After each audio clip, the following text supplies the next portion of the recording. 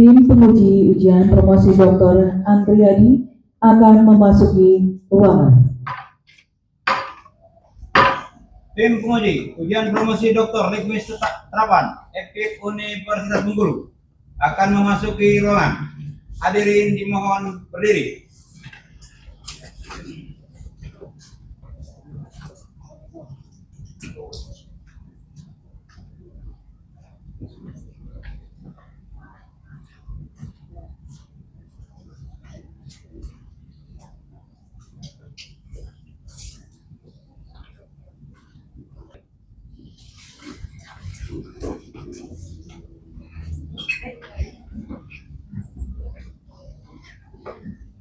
Fadel menjemput Romo Pendus. Assalamualaikum warahmatullahi wabarakatuh. Bapak-bapak, ibu-ibu yang kami hormati, puji dan syukur senantiasa kita panjatkan kehadirat Allah Subhanahu wa Ta'ala. Pagi ini, program studi Dr. Linguistik Terapan akan menyelenggarakan ujian promosi doktor bagi Promopendus Andriani. Dekan Fakultas Tarbiyah dan Tadris UIN Fatmawati Soekarno Bengkulu, Ibu Dr. Hairiyah MPD, selamat datang Ibu. Ketua sidang dipersilakan membuka sidang.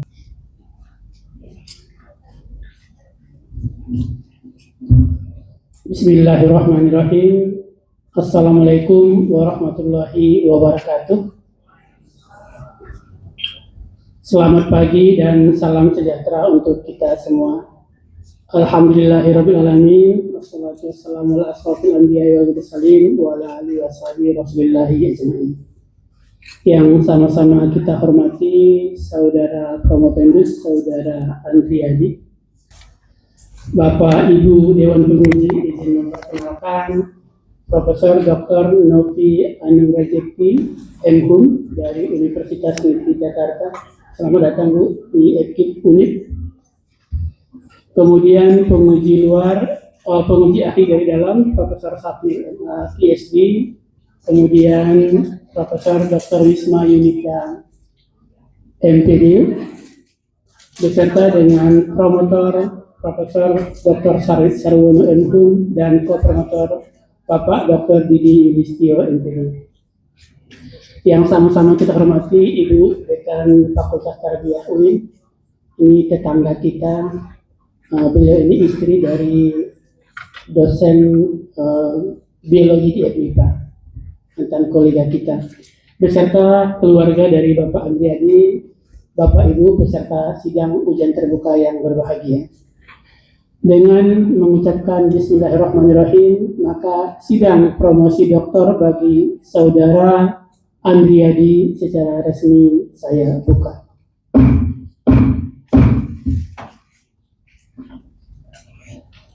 Saudara Andriani, setelah kami membaca surat permohonan saudara dan meneliti persyaratan yang diajukan, kami menyatakan bahwa ajuan saudara untuk melaksanakan sidang terbuka telah memenuhi syarat. Maka pada hari ini sidang promosi doktor untuk saudara dapat dilaksanakan.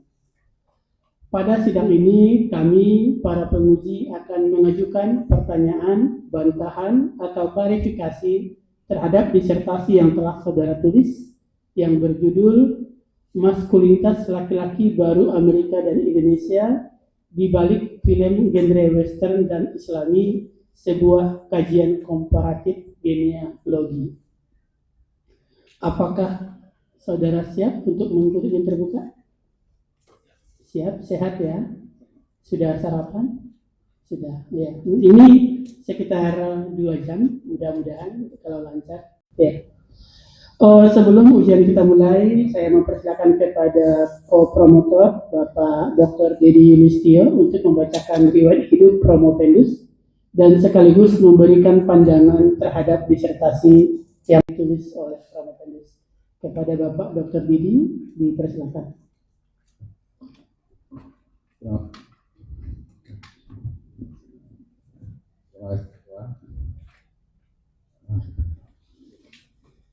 Bismillahirrahmanirrahim.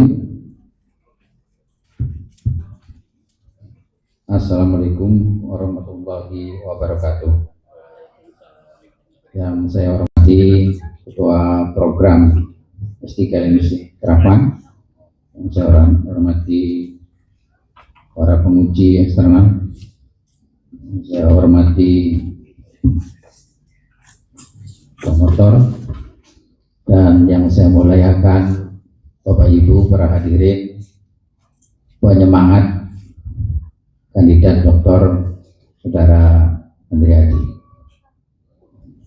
Syukur alhamdulillah pada pagi yang sangat indah ini kita bisa bertemu, diberi kesehatan oleh Allah Subhanahu wa taala. Salawat dan salam kita tujukan kepada Tuhan kita Nabi besar Muhammad sallallahu alaihi wasallam. Mudah-mudahan syafaat beliau mengalir di yaumil akhir pada kita semua yang hadir sebagai umatnya. Baik Bapak Ibu, saya akan membacakan riwayat hidup saudara kandidat. Saudara Andriadi MA lahir di Bengkulu pada tanggal 21 Februari 1984. Beliau menempuh pendidikan dasar hingga menengah di Bengkulu. Pendidikan strata 1 selesaikan pada program Tadris Bahasa Inggris di Sekolah Tinggi Agama Islam Negeri Bengkulu, dan pendidikan Magister Ilmu Sastra diselesaikan di Universitas Gadjah Mada Yogyakarta. Saat ini beliau menempuh program doktor pada bidang linguistik terapan di Universitas Bengkulu.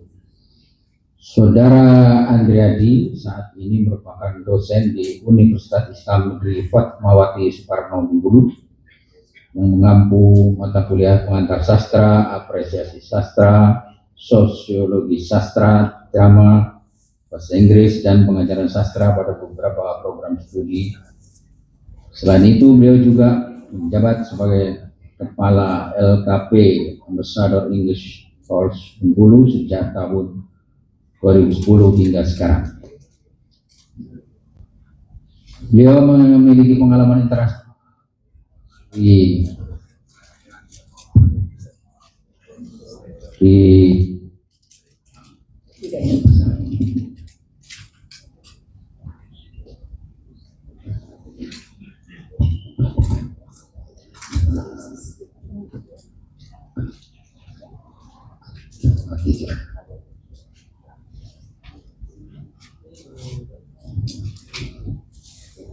kami. Beliau memiliki pengalaman internasional melalui pelatihan spektro di Jepang selama 8 bulan pada tahun 2003 yang dilanjutkan dengan WES kedua 2024 di YMA Internasional Kawasan Industri MOU 2100 sekarang. Beliau juga pernah meraih runner up 1 Duta Agrowisata Indonesia pada tahun 2008, menjadi finalis agrowisata Asia sebagai wakil Indonesia pada tahun 2009 dengan negara tujuan Singapura. Dalam bidang kelembagaan, beliau pernah menjabat sebagai Kepala Yayasan Internasional Utmos di Uzbekistan pada tahun 2010-2009. Selain itu, mengikuti berbagai pelatihan program Online English Network Developing and Writing U23 selama 3 bulan yang diselenggarakan oleh Regional English Language Office RELO bekerja sama dengan University Amerika Serikat serta Training of Trainer (TOT) Moderasi Beragama pada tahun 2020.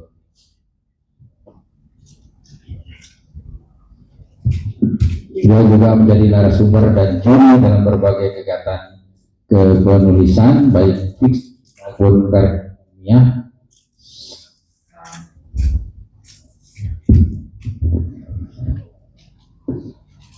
serta dalam kegiatan pelatihan. Bidang ilmu beliau meliputi kajian sastra, bahasa, dan linguistik. Apa yang beliau tulis sebagai disertasi tentu sangat berkaitan dengan bidang ilmunya. Mudah-mudahan tulisan ini akan mengantarkan beliau jadi doktor yang amanah. Terima kasih. Assalamualaikum warahmatullahi wabarakatuh. Waalaikumsalam. Terima kasih kepada ko-promotor Bapak Dr. Didi Listio yang telah menyampaikan pandangan terhadap disertasi Propemendus serta membacakan riwayat hidup. Selanjutnya kepada Saudara Andriadi, kami persilakan untuk memaparkan disertasi selama lebih kurang 10 menit. Kalau bisa dibantu dengan PowerPoint. Silakan 10 menit. Assalamualaikum warahmatullahi wabarakatuh. Yang saya hormati Dewan Penguji Sidang Terbuka pada hari ini dan Bapak Ibu sekalian, tamu undangan dan hadirin yang berbahagia. Izinkan saya untuk menjelaskan secara singkat mengenai disertasi yang saya tulis selama program S3 Industri Gerakan ini. Disertasi ini saya beri judul Maskulinitas Laki-laki Baru Amerika dan Indonesia di balik film genre Western dan Islami, sebuah kajian komparatif genealogis. Pada dasarnya penelitian ini mengungkapkan transformasi maskulinitas dari bentuk hegemonik menuju representasi yang lebih inklusif, relasional, dan kontekstual melalui analisis komparatif genealogis dengan objek material film Western mewakili budaya Amerika dan film genre Islami mewakili budaya Indonesia. Latar belakang penelitian saya itu ada fenomena utama di sana, di mana kita tahu bahwa film merupakan medium budaya yang dikonsumsi oleh masyarakat secara luas, baik di Indonesia ataupun di kelas dunia, di mana maskulinitas itu diproduksi dan direproduksi melalui film tersebut. Jadi film membentuk konstruksi maskulinitas dalam masyarakat. Dalam genre Western kita ketahui bahwa maskulinitas hegemonik seperti dominasi, kekerasan, individualisme itu muncul.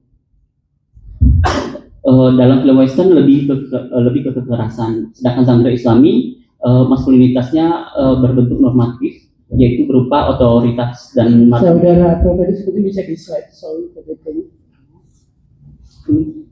Nggak bisa.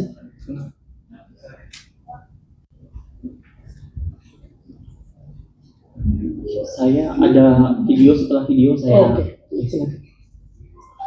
Jadi genre Islami maskulinitasnya lebih normatif, sedangkan maskulinitas Amerika lebih hegemonik. Maskulinitas normatif maksudnya otoritas, moralitas, dan kepemimpinan religius. Perkembangan dua genre ini sejak tahun 2015 hingga tahun 2024 yang saya teliti menunjukkan berbagai pergeseran, terutama maskulinitas yang awalnya hegemonik ataupun normatif berubah menjadi maskulinitas inklusif, empatik, dan relasional. Jadi intinya dalam penelitian ini terjadi transformasi representasi laki-laki dalam dua tradisi budaya yang berbeda. Mungkin banyak yang bertanya seperti apa film genre Western dan seperti apa film genre Islami. Ada 1 menit saya akan coba putar bentukannya seperti apa.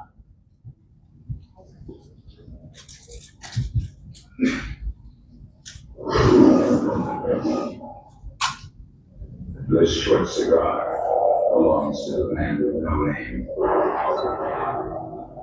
This long gun belongs to the man with no name. This poncho belongs to the man with no name. If you want to see me.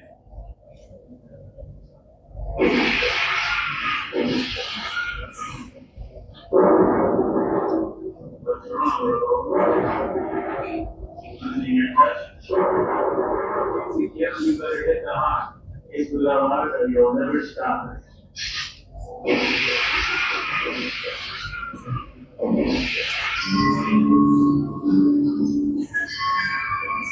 The man with no name, danger facing like a tight black cloud. He is perhaps the most dangerous man who ever lived.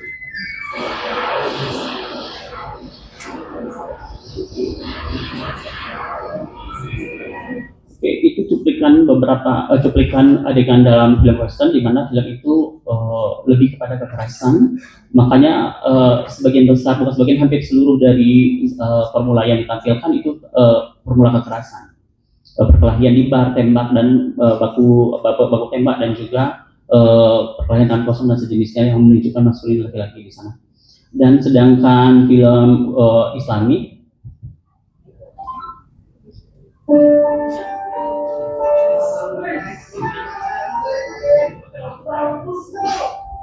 Wahai orang yang memiliki hati, aku tak ada siapapun untuk jawab orang lain. Aku ingin menjadi hal bagimu, jangan kau tercipta.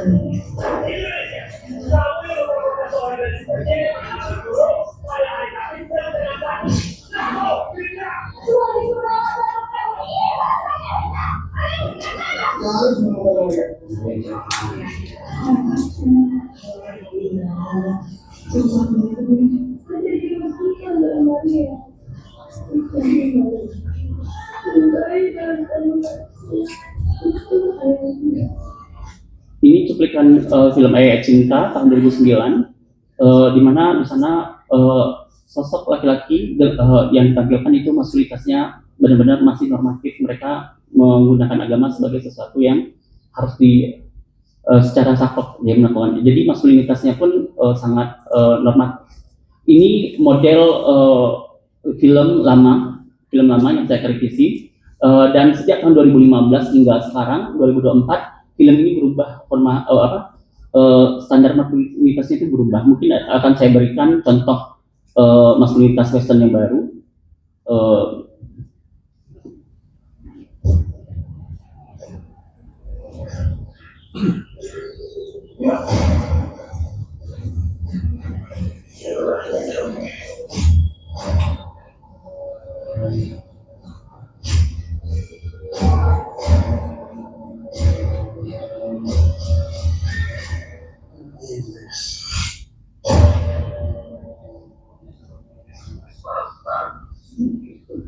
You will never have my permission. Where is she?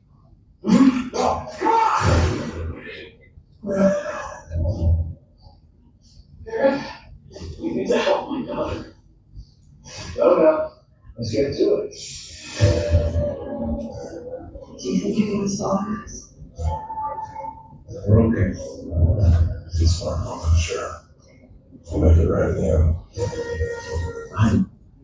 Di film yang diproduksi tahun 2015 ke atas itu sudah menunjukkan bahwa koboi itu tidak lagi semata-mata keras, tapi mereka sudah memahami relasional, dialogis dan sebagainya. Jadi di situ seperti gejala yang saya dapatkan, sama halnya dengan film-film Islami juga ada pergeseran menuju ke arah yang lebih inklusif. Ini potongan filmnya.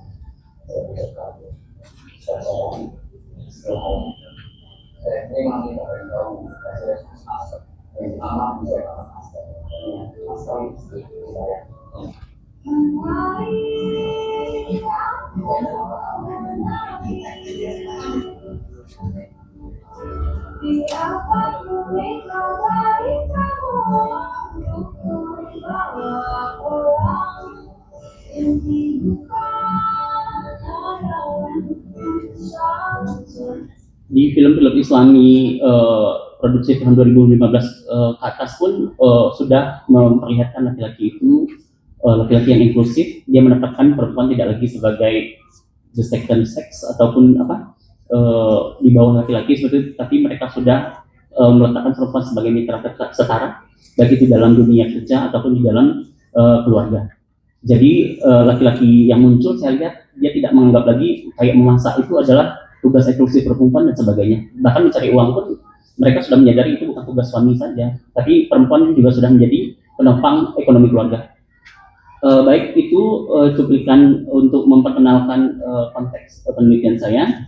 Nah, saya akan lanjutkan kepada latar belakangnya.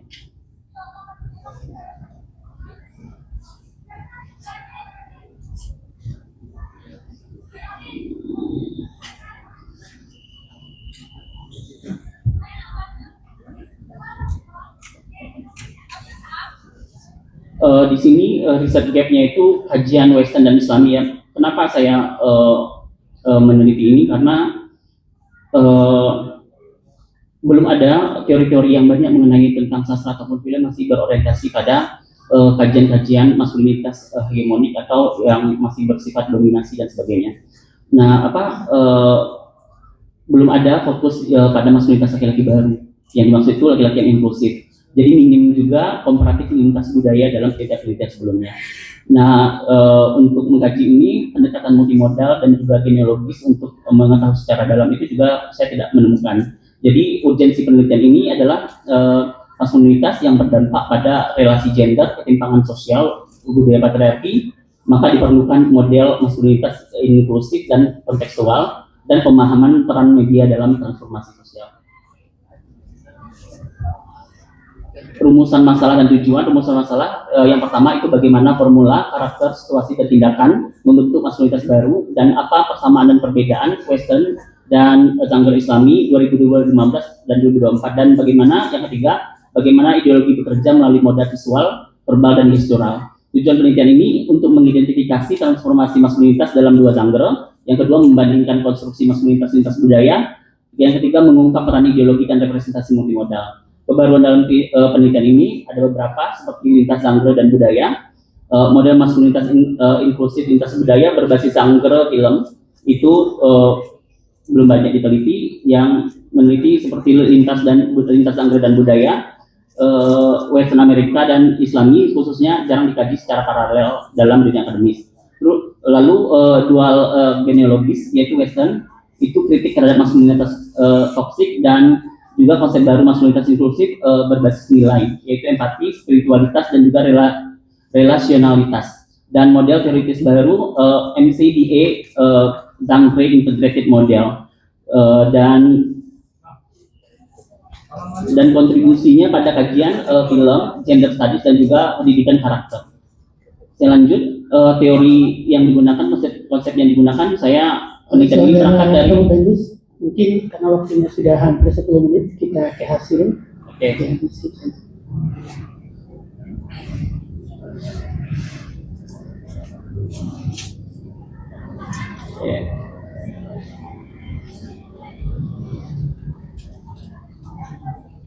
Temuan utamanya itu ada evolusi maskulinitas lintas genre, yaitu transformasi karakter di film Western dari hegemonik menuju empati.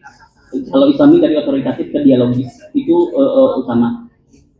Hasil utama temuan maskulinitasnya, reinterpretasi maskulinitas laki-laki baru dalam kedua genre ini intinya laki-laki dihadirkan tokoh-tokoh laki-laki yang biasanya keras, tapi di sini laki-laki yang mendukung dan bermitra dengan pemimpin perempuan. Ada koboi yang berani tunjukkan emosi dan kerentanan secara terbuka. Ada ayah penyayang di era Wild West, dan juga ada sheriff yang menolak kekerasan dan mengutamakan keadilan antar ras, dan juga penjelajah yang menghormati keberagaman gender dan seksualitas. Ada juga tokoh frontier yang nyaman dengan peran domestik, dan juga ada pejuang komunitas yang mengutamakan kolektivitas. Temuan ketiga itu tentang kepentingan dan kuasa ideologis dalam membentuk pemahaman audiens. Kunci temuannya itu maskulinitas dibentuk oleh visual dari dominasi menjadi empati dan tanggung jawab.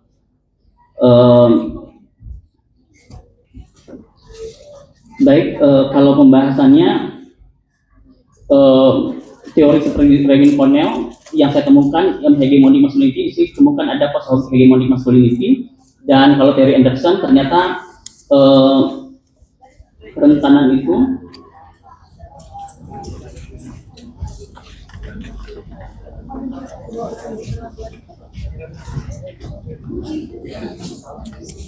saya ke kontribusi penelitian. Kontribusi penelitian ini pertama secara teoritis ada konsep baru yaitu maskulinitas inklusif berbasis nilai, ada model dual genealogis masculinity, dan juga ada pengembangan MCDA terintegrasi dengan Tanggre Integrated Model. Secara praktis, penelitian ini dapat menjadi referensi untuk film dan media produksi, pendidikan gender dan analisis film dan budaya. Dan kebijakan dapat mendukung kesetaraan gender berbasis budaya dan agama, kurikulum literasi media, dan juga edukasi maskulin sehat. Dan saya masuk ke luaran disertasi ini. Sebenarnya disertasi ini menghasilkan 4 artikel luaran, tapi yang saya sudah submit itu ada 2 artikel. Yang pertama saya submit waktu itu di Resital, itu jurnal KI 1, jurnal Visual Art and Performing Art, dan itu sudah di-accept, sudah diterima. Tinggal menunggu LOI-nya karena hanya minor revision. Itu yang pertama. Dan yang kedua, ini saya udah submit juga di Jordan Journal of Modern Literature and Literature, itu Q1, dengan judul Inclusive Masculinity and Genre Transformation in Contemporary Western Film. Sampai hari ini masih perbaikan dan juga sudah sampai kepada ahli hak cipta. Sampai ahli hak cipta tadi belum di-accept yang ini. Dan juga ada buku-buku monograf, ada 7, tapi sudah saya masuk menerbit baru 3. Yang pertama itu film western kontemporer, konvensi klasik, invensi ideologis, dan transformasi peran maskulin. Ini udah tinggal terbit, udah selesai.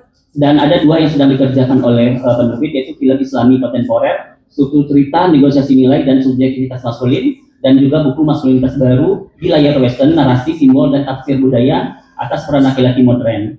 Ketika untuk mengikuti ujian ini tentunya ada artikel yang benar-benar sudah publish,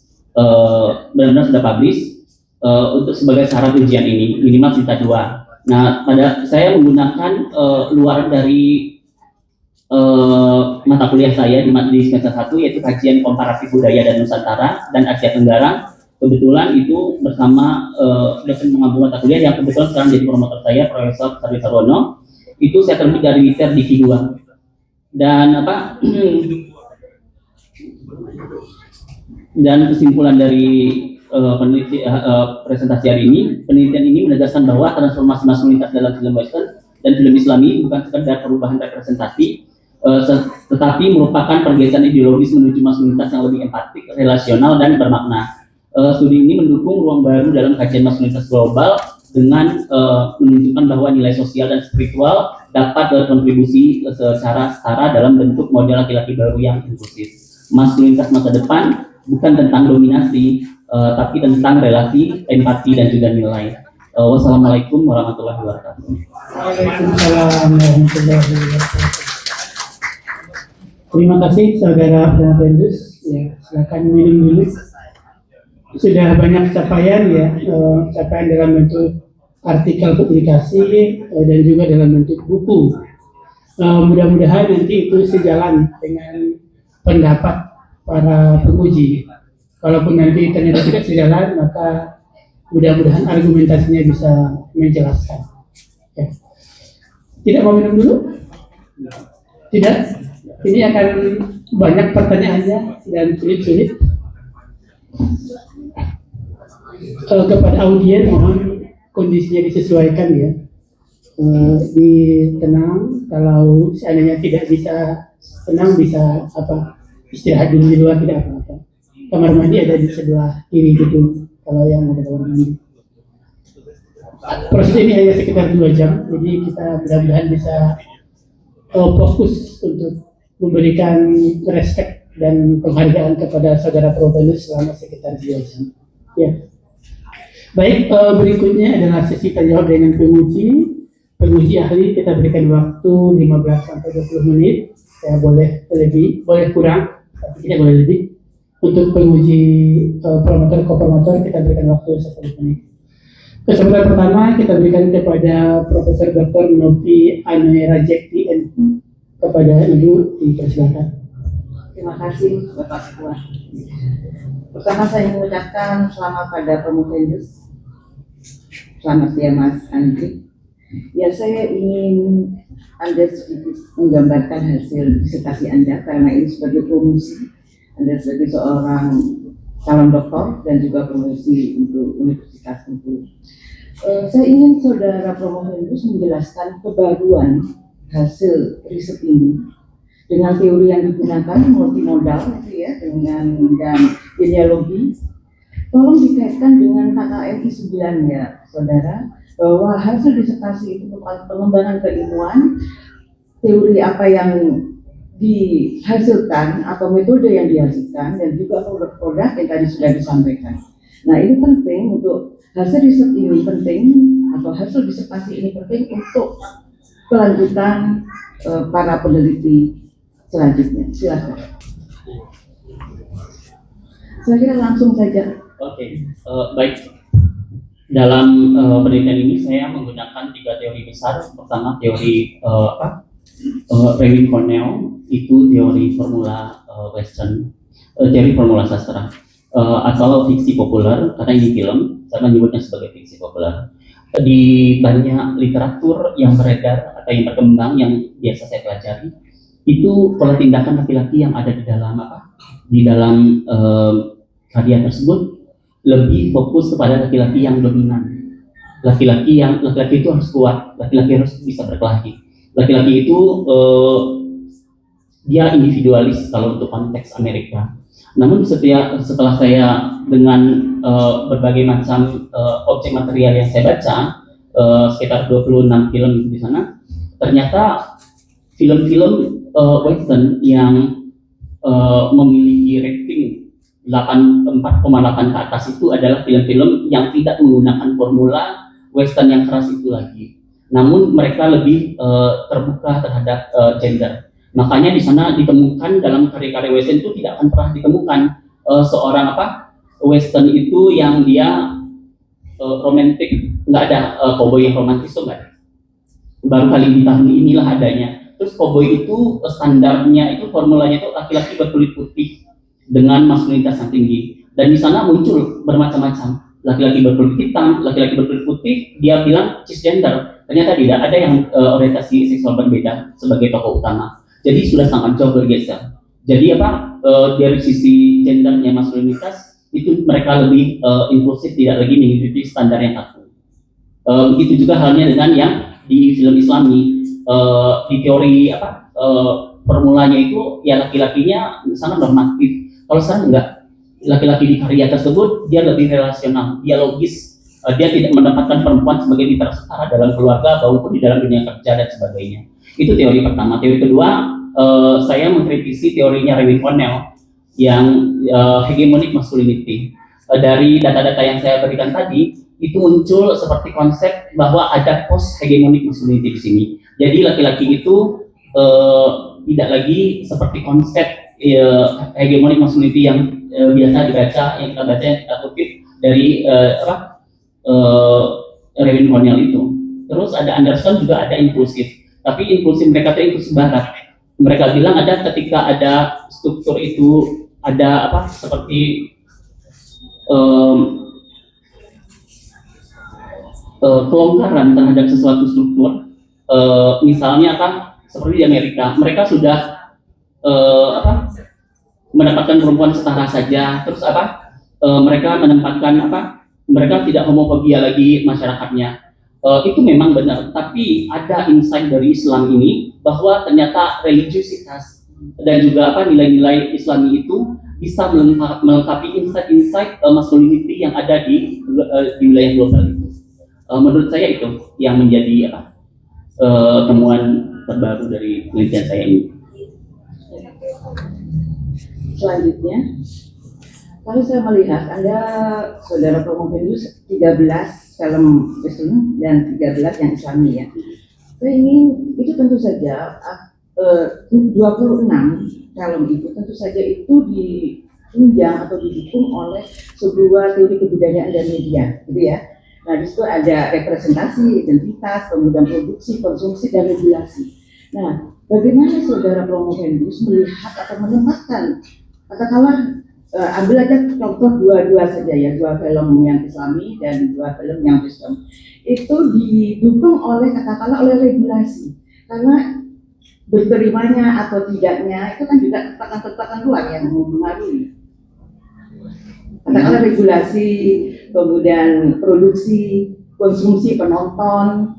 Contoh seperti saya, ketika saya masih SMP kalau tidak salah, atau mahasiswa 1980-an, itu film-film Islami Indonesia selalu protagonis ya hitam putih. Kalau yang Islami selalu pakai baju putih, gitu. Kemudian kalau yang jahat kostumnya itu hitam, dan selalu pada akhir film itu selalu dikalahkan yang hitam, gitu ya. Nah, tentu saja itu dipengaruhi oleh penonton dan juga oleh acuan kebijakan.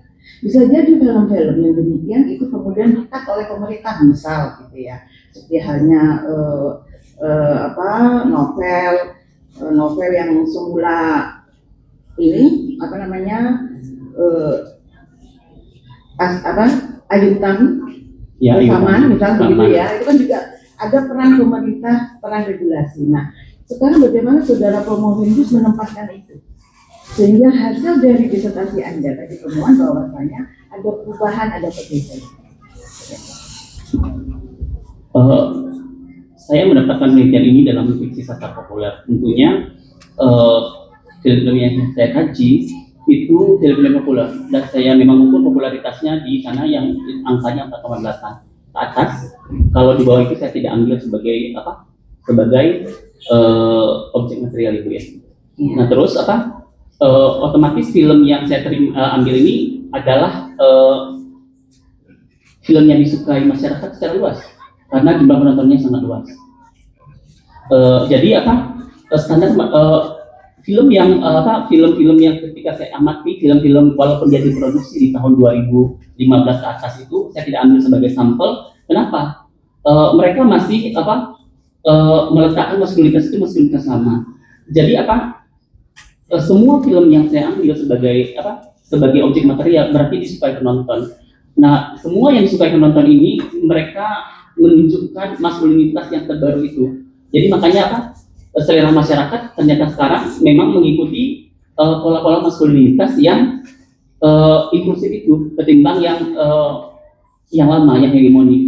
Jadi ketika film-film Western ataupun Islami itu masih menunjukkan maskulinitas hegemonik, mereka kurang diminati dan ratingnya itu rendah. Iya, coba agak bergeser sedikit ya. Bagaimana misalkan regulasi, Mas, katakanlah relasi kuasa, seperti ayat-ayat cinta tadi yang disampaikan ya, itu presiden waktu itu ya, Presiden SBY, kemudian Yusuf Kala juga menonton, sehingga penontonnya itu banyak gitu ya. Dan dia menjadi bestseller, kemudian novelnya juga besar sampai miliaran gitu, royaltinya ya. Nah kemudian apakah Promovendus juga menemukan di antara 26 film itu yang bahwasanya regulasi dalam arti pemerintah gitu ya, kekuasaan di situ juga berperan? Saya tidak menemukan itu karena mungkin fokus saya tidak ke sana penelitiannya, jadi saya tidak menemukan itu. Sama seperti artikel yang saya terbitkan tadi itu bukan dari bagian disertasi saya, malah itu bagian temuan yang tak terduga. Ini tapi itu tidak ada, saya tidak melihat regulasi itu. Ya, seperti yang saya sampaikan bahwasanya ada orang-orang tertentu yang menonton. Jadi ayat-ayat cinta tadi yang Mas Promovendus sampaikan itu bahwa ada dua orang penting, Wakil Presiden dan Presiden juga hadir. Izin menjawab dulu. Bukan penontonnya, tapi memang cerita-cerita yang disampaikan itu adalah pengalaman. Maksudnya pada film itu berasal dari diadopsi dari cerita-cerita ulama-ulama terkenal atau kiai-kiai terkenal. Jadi itu yang membuat orang penasaran. Kayak 127 days itu kalau nggak salah dia berasal dari anak kiai yang viral meninggal Indonesia yang terkenal, terus difilmkan. Nah itu juga bagian yang mendongkrak karena memang tokoh itu sangat menjadi panutan masyarakatnya. Satu lagi, tapi setidaknya mungkin ini untuk tambahan ya untuk riset ke depannya, bahwasanya dalam sebuah relasi kekuasaan ada dominan, ada residual, ada yang lama, yang baru, yang dominan. Mungkin yang dominan pada saat ini siapa gitu ya relasi kuasanya, kemudian yang residu, kemudian juga yang baru. Jadi perputaran kebudayaan. Nah misalkan film-film tadi saya sampaikan bahwa ayat cinta itu tidak punya masa lalu. Nah sekarang adalah film-film yang orientasinya ke lokalan.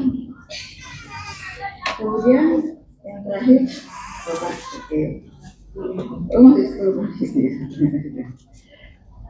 saya ingin bertanya, dari ketika mulai ujian seminar hasil tertutup dan sekarang terbuka, saya ingin mendengar saudara Profesor menjelaskan bahwasanya dalam kekuatan maskulinitas, dalam kekuatan hegemoni lelaki itu ya, dia menjadi hegemoni, menjadi kuasa karena ada perempuan. Sehingga laki-laki ada perempuan, tapi selama perjalanan disertasi saya belum mendengar atau saya terlewat bahwasanya saudara Profesor belum menyampaikan mengenai feminitas. Begitu. Jadi ketika maskulinitas tentu saja berkaitan dengan feminitas. Silakan. Maskulinitas berkaitan dengan Feminitas dalam film itu. Ketika saudara menyatakan bahwa ini ada hegemoni gitu ya, ada kekuatan, ada kekerasan, pasti kan tidak mungkin si film cowboy itu hanya berkaitan dengan kekerasan lelaki lawan lelaki, lelaki lawan negara, lelaki lawan kemudian agama, atau dalam film-film Islam. Tentu saja ada juga tokoh perempuan dalam hal ini secara ideologi feminitas, bagaimana relasinya begitu, saudara kemudian. Izin menjawab, dalam film-film 2015 di sana tokoh perempuan tidak lagi digambarkan sebagai perempuan yang lemah, tapi perempuan yang sudah memiliki nilai tawar.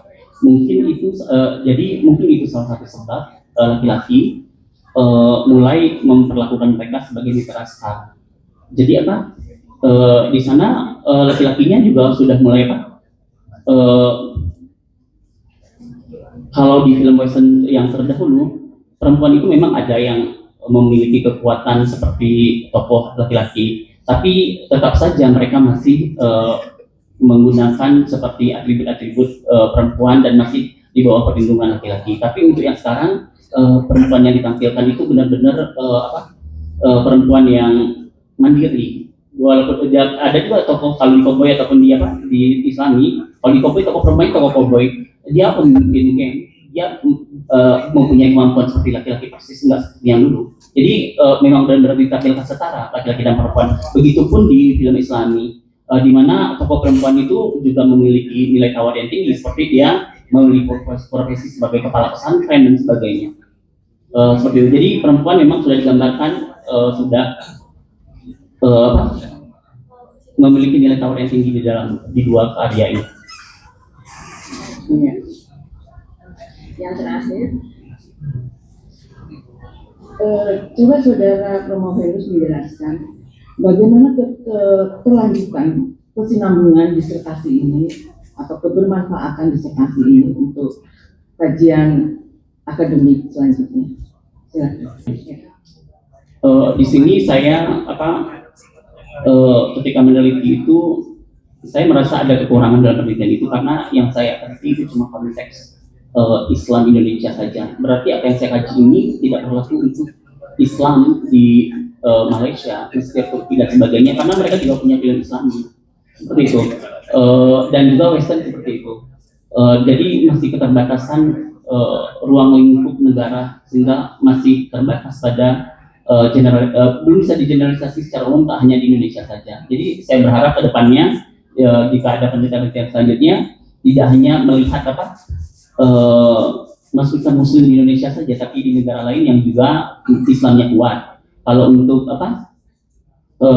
negara asing, negara Barat, itu sebenarnya Western ada subculture dan sebagainya, tapi saya tidak masuk ke setiap subculture itu. Jadi ke depannya mungkin lebih detail ke arah sana. Ya. Dengan demikian berarti subculture-nya tadi itu ya, jadi berarti kelokalan. Jadi Indonesia juga itu kelokalnya berbeda-beda. Iya. Gitu. Iya. Demikian juga sebaliknya. Iya. Jadi belum ke universal. Gitu. Belum, masih terbatas di situ. Terima kasih. Ya, baik, terima kasih Ibu Profesor Dr. Novi Nurajeti MPhum. Selanjutnya kita lanjutkan kepada penguji internal kepada Profesor Dr. Wisma Yunita MPD. Silakan. Baik, terima kasih Ketua Uji. Bismillahirrahmanirrahim. Assalamualaikum warahmatullahi wabarakatuh. Waalaikumsalam warahmatullahi wabarakatuh. Yang saya hormati Ketua Penguji, Ibu Novi, penguji ahli, Prof. Sahril, Prof. Sarwit, dan juga Pak Didi, Ibu Dekan dari UIN, Ibu Nadra, yang saya kenal beberapa teman yang lain ya, yang berbahagia hari ini. Pak Andri, lega? Belum. Baiklah, kita selesaikan hari ini ya. Pertama, selamat untuk berada pada tahap ini dari perjalanan menuju doktor ya, sedikit lagi, beberapa menit lagi ya. Namun begitu, saya penguji yang muncul di akhir film cerita perjalanan dokter Bapak. Saya suka juga dengan sastra dan juga, tapi tertimbun oleh pengajaran bahasa mungkin ya. Tapi terima kasih untuk kesempatan ini. Pak Andi, mulai dari yang ringan. Saya tahun 2002 punya orang tua angkat waktu itu di Australia bilang gini, dia kan ikut membantu memasak, cuci piring, segala macam di dapur. Terus saya bilang, why do you want to do this? And he said, because I'm a snack guy. Sejak itu saya masuk di kepala saya ada snack, SNAG, sensitive new age guy katanya. Apakah yang Bapak kaji ini sama dengan yang dimaksud? Karena dia juga maskulinitasnya sudah bergeser, tidak lagi menjadi hegemoni seperti itu. Jadi dia partner gitu di dalam rumah itu. Nah itu mulai snack ini sudah mulai di tahun 80-90. Apakah ada hubungannya dengan ini atau mungkin adakah latar belakang terkait dengan ini? Saya coba menjawab. Tentu saja ada. Sebenarnya maskulinitas inklusif ini untuk dunia Eropa ataupun Barat itu sudah lama ada. Ya. Tapi karena seperti ini, film yang saya kaji itu kan film western yang film penuh kekerasan, di mana di situ perkelahian, baku tembak dan sebagainya. Dan perlu diketahui bahwa film western ini film genre pertama di dunia yang ada. Itu dibuktikan dengan film The Train Robbery tahun 1908 itu munculnya. Film ini selalu dengan kekerasan hingga film ini dianggap mati pada tahun 1995. Dan itu kan udah jarang lagi film cowboy ini dianggap orang mati, padahal tidak mati, dia ada tapi dalam bentuk lain. Ternyata mereka yang berada di balik production film ini menyadari bahwa rasanya kalau kekerasan ini terus dimunculkan, sedangkan dunia udah berbeda seperti itu, otomatis pembaca ataupun penonton sudah tidak suka lagi. Makanya nilai-nilai itu yang memang sebenarnya sudah ada lama itu diadopsi. Bahkan film yang keras seperti western pun sudah mengadopsi inclusive masculinity yang istilah di Australia tadi seperti di sini. Berarti ada latar belakang itu sangat sehingga ada kekajian hari ini yang Pak dilakukan. Iya. Baik, baiklah. Kemudian yang kedua, mengapa pendekatan strukturalisme untuk analisis film? Ya. Di sini kajian saya adalah analisis teks, tekstual analisis. Jadi film itu saya anggap sebagai teks. Jadi di sini saya tidak menonton film, tapi saya membaca film. Jadi untuk teks seperti film itu bisa dibaca, apalagi formulanya itu menggunakan strukturalisme. Itu yang paling tepat karena saya harus membagi formula-formulanya itu menjadi sebuah struktur. Teks ini bukan hanya kata-kata kan? Kata-kata, gambar, dan potongan gambar juga ada. Kata-kata juga ada. Berarti multimodality. Multimodality. Beda. Berarti multimodality, tapi strukturalnya. Strukturnya. Oke. berarti itu memungkinkan tanda-tanda dalam film itu menjadi dicek itu ini maskulinitas seperti itu. Ya, sehingga makanya di artikel saya itu kan yang publish yang di SF itu temuan tak terduga, bukan pertanyaan terduga higanya. Kenapa? Di situ malah musiknya ada maskulinitas di situ. Itu temuan tak terduga yang di SF duluan, bukan pertanyaan 1, 2, 3.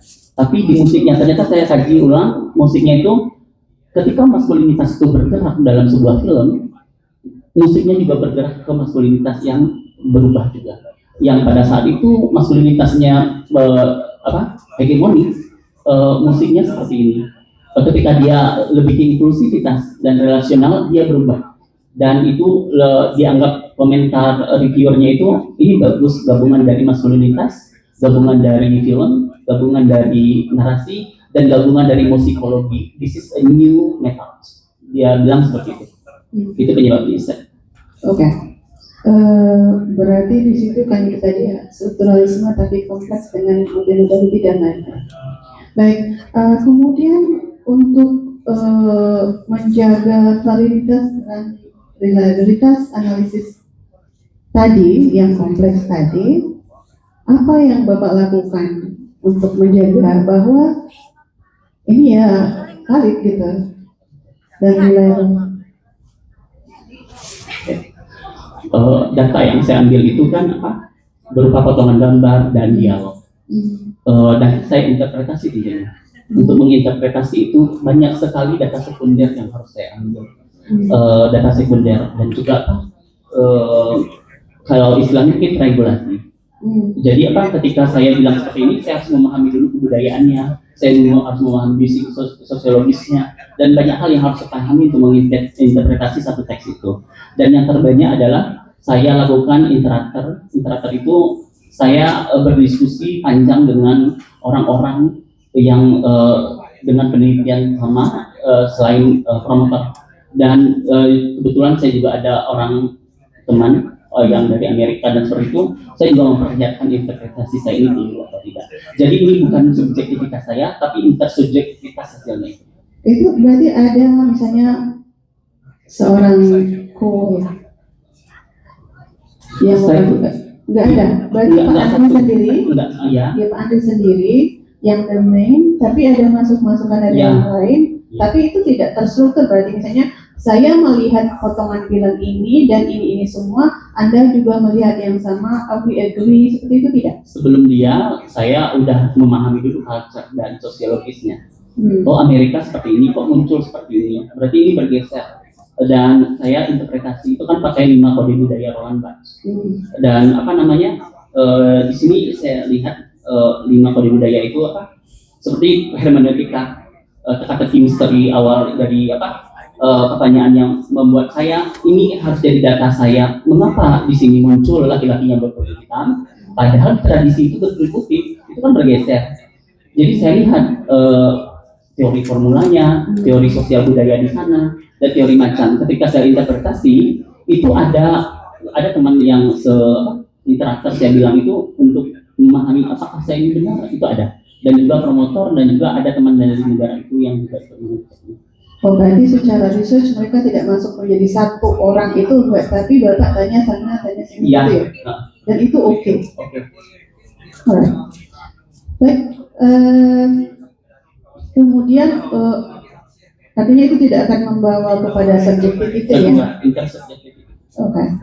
Selanjutnya Bapak ada mengatakan di dalam disertasi yang seperti juga ada di situ transformasi maskulinitas tidak bersifat universal, tetapi dibentuk oleh konteks kultural. Kok demikian? Maskulinitas tidak bersifat netral, tapi dibentuk oleh konteks kultural. Makanya saya membandingkan 2 hal di dua negara ini, Islam dan Indonesia, untuk membuktikan maskulinitas itu tidak sama di setiap daerah. Bahkan jangankan di setiap daerah, di setiap laki-laki pun berbeda maskulinitasnya. Nah, di sini ada, makanya temuannya itu agak dia berbeda sekali antara konteks Amerika dan konteks Indonesia. Misal Di sini muncul konvensi seperti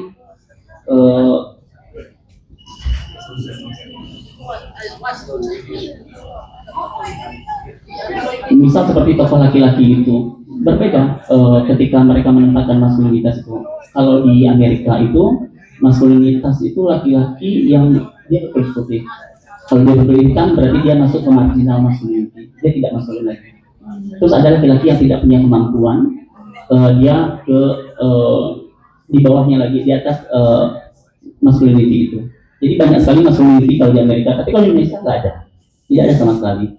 Dan bahkan dengan kebudayaan yang berubah, di situ bukan hanya masalah kulit berwarna saja, masalah sexuality yang berbeda juga dianggap maskulinitas yang menurun atau disebut dengan marginal, tapi istilahnya ada yang, tapi di Indonesia kan tidak mengakui itu, tidak ada di Indonesia. Berarti yang dimaksud itu adalah ada yang spot-spot seperti itu, bukan yang ini kan katanya tidak universal tapi berkonteks lokal. Saya pikir itu bermaksud misalnya di Amerika itu cuma cowboy saja yang dicek, dan kemudian di Indonesia yang dicek adalah yang Muslim saja. Arti itu bukan mewakili universal, itu bukan itu yang dimaksud dengan kalimat bahwa transformasi maskulinitas tidak bersifat universal tapi dibentuk oleh kontekstual. Jadi kan ada konteks American movie itu di cowboys movie, right? Westernnya dan beberapa. Di Indonesia diambil yang Islamic. Apakah itu comparable? Kenapa Kenapa Islamic di Indonesia? Why not also in America? They have also the Islamic, not Islamic movie, maybe evangelist movie or movie yang Christianity seperti itu. Why not those two things? Saya mengcompare dua maskulinitas Indonesia dan Amerika. Film yang menunjukkan perubahan maskuliniti kontemporer cuma 2 sampai itu. Yang lain tidak. Memang dia juga ada film tapi tidak menunjukkan ke maskuliniti yang berubah. Oke, berarti hanya dari film Western yang seperti itu saja. Dan di Indonesia hanya di film Islamik. Yang ke arah maskuliniti cuma film Islam, yang lain enggak. Film-film misalnya di Indonesia yang lain selain itu tidak ada konten maskulinitinya di situ ya? Ada, tapi tidak ada perubahan di situ. Tidak ada perubahan karena tidak konsisten. Tidak. Nah ini lebih mewakili karena Indonesia kan dominan muslim. Oke, dan itu ada yang disebutkan. Kenapa latar belakang saya mengambil movie yang untuk Indonesia diambil yang Muslim movie ya, Islamic movie seperti itu ya. Di latar belakang saya jelaskan. Mengapa itu yang dibandingkan? Masih ada waktu sih atau udah habis? Kalau masih saya tanya lagi, masih baik, terima kasih. Baik, berarti cukup untuk satu lagi Pak Andri.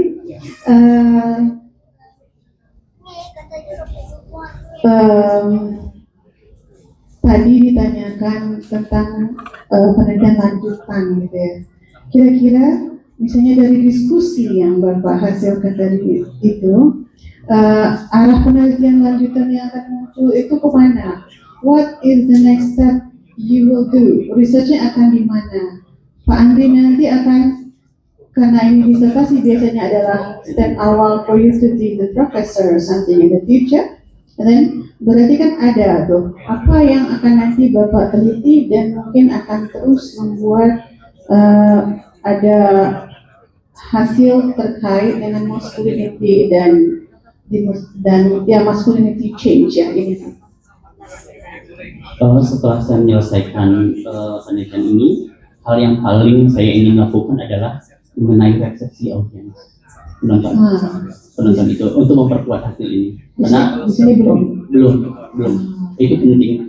Dan terus di sini kan saya cuma film. Sedangkan maskulinitas itu bukan persoalan genre yang maskulinitas ya cuma Western dan Islami, tapi di komik, di media-media lain itu banyak. Saya ke media lain, mungkin bukan ke media film saja. Itu Untuk itu kan salah satu subjeknya adalah film ya. Film. Tadi di dunia film kan dunia Fiksi. fiksi, Iya. not Real. real one. Apakah ada rencana mungkin melihat pergeseran maskulinitas itu dalam berita mungkin atau dalam yang lain? Saya malah tidak ingin mengkaji representasi lagi, tapi saya berharap bisa membuat sebuah kayak pelatihan itu agar anak-anak di Bengkulu ini di sekolah itu dilatih ini loh maskulinitas inklusif. Jadi ada pelatihan secara langsung ke anak-anak, mengajarkan mereka menjadi jiwa laki-laki yang inklusif. Oh, and terakhir. Tadi udah terakhir kan? Oh, terakhir ya. Tadi saya duduk ada kan. Oke. Terakhir itu ya tadi ya. Baiklah. Saking senangnya ya. Gitu. Ya. Terima kasih. Saya dapat. Assalamualaikum warahmatullahi wabarakatuh. Waalaikumsalam warahmatullahi wabarakatuh. Boleh kita beri tepuk tangan kepada Prabowo Gandhi. Ini luar biasa ya, beliau sangat passion kayaknya dengan bidangnya, menjawab lancar tanpa grogi. Mudah-mudahan ini berlangsung sampai akhir ujian. Masih ada 4 lagi, baru 2/6 ya, masih berapa ya, masih 25. Baik, berikutnya kita lanjut kepada penguji ketiga, Profesor Sapil MA PhD. Silakan Bapak. Terima kasih Ketua Sidang. Assalamualaikum warahmatullahi wabarakatuh. Terima kasih atas kehadirannya para undangan dari Saudara Andriadi dari UIN, Pak Mawati Soekarno, ya, ada Ibu Dekan dan ada para pembantu dekan dan dosen serta juga mahasiswa ya. Oke, di program studi ini disertasi bisa ditulis dalam bahasa Indonesia dan bisa juga ditulis dalam bahasa Inggris. Luaran minimal publikasi di Sinta 2. Tetapi dari 4 orang yang sudah ujian terbuka, ini yang keempat ini Andriadi. Dari 4 ini 2 dari UI. Ini luar biasa. Dari 4 mahasiswa yang sudah ikut ujian terbuka, 3 sudah punya publikasi di jurnal internasional berputasi.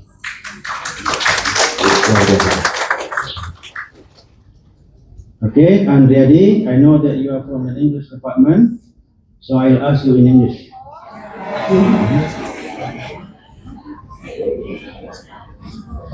First, congratulations. Yeah, you are the 4th student to present at this dissertation defense. Okay, my first question, maskulinitas laki-laki baru, new masculinity. So why is laki-laki? Masculine is already laki-laki. Why do you put another word laki-laki? Why not just maskulinitas baru Amerika? Is there any particular reason for this? Explains why I use new masculinity for men. Laki-laki baru, maskulinitas laki-laki baru. Why you put laki-laki here? Maskulinitas is already laki-laki. I'll try to answer. Actually, masculinity is not only on the men, but women also have their masculinity. That's why masculinity generally is on men, but the masculinity describes before as something that dominations. The man without domination is the new man, I think. That's why I say the man without domination or hegemonic masculinity, I say as a new man. So it can be masculinity women. Women has also masculinity. Second question. Second question. Why comparing Western and Islamic or Indonesian and America? Why not comparing all Western movies and new Western movies to show that they changes? All Islamic movies and new Islamic movies or Indonesian movies, to show the changes. One. Okay, maybe we can remember about our Christians in our applied linguistics that we must compare not only American but Asian. Yeah. Right, Asian. That's why Indonesian represent for Asian object materials in this research. And then I want to introduce to the world that Indonesia has specific or unique masculinity, and the masculinity from Muslim can complete the gap of masculinity in international level that always discussed in the world. And now it's time for me to introduce them. We have a unique and good masculinity to adopt by other countries. Okay, good. Thank you. Yeah. Next question. Yeah. I have 10 questions, but I will choose it to 4. Okay. What's wrong with the changes? Yeah, it's normal. It's okay. Yeah, people change. Yeah, if we don't change, we die. So what's wrong with the changes? The changes is the changes is important to discuss, I think, because generally in the world, the men always to be someone dominated women, right? Women are the second sex for all people in the world, and now in this era, men can be someone that treat women as someone the same as a man, and I'm proud of the men in both films because they saw something inclusive. They never think that they are the strongest one in the world anymore, but they are the same with others. That's why that must be discussed. Okay, good. Thank you. Next question. Why are you interested on this topic? Why? Do you know UIN Fatmawati is one of university in Bengkulu that committed to responsive gender university. I want to support the commitment of my institution. That is my aim.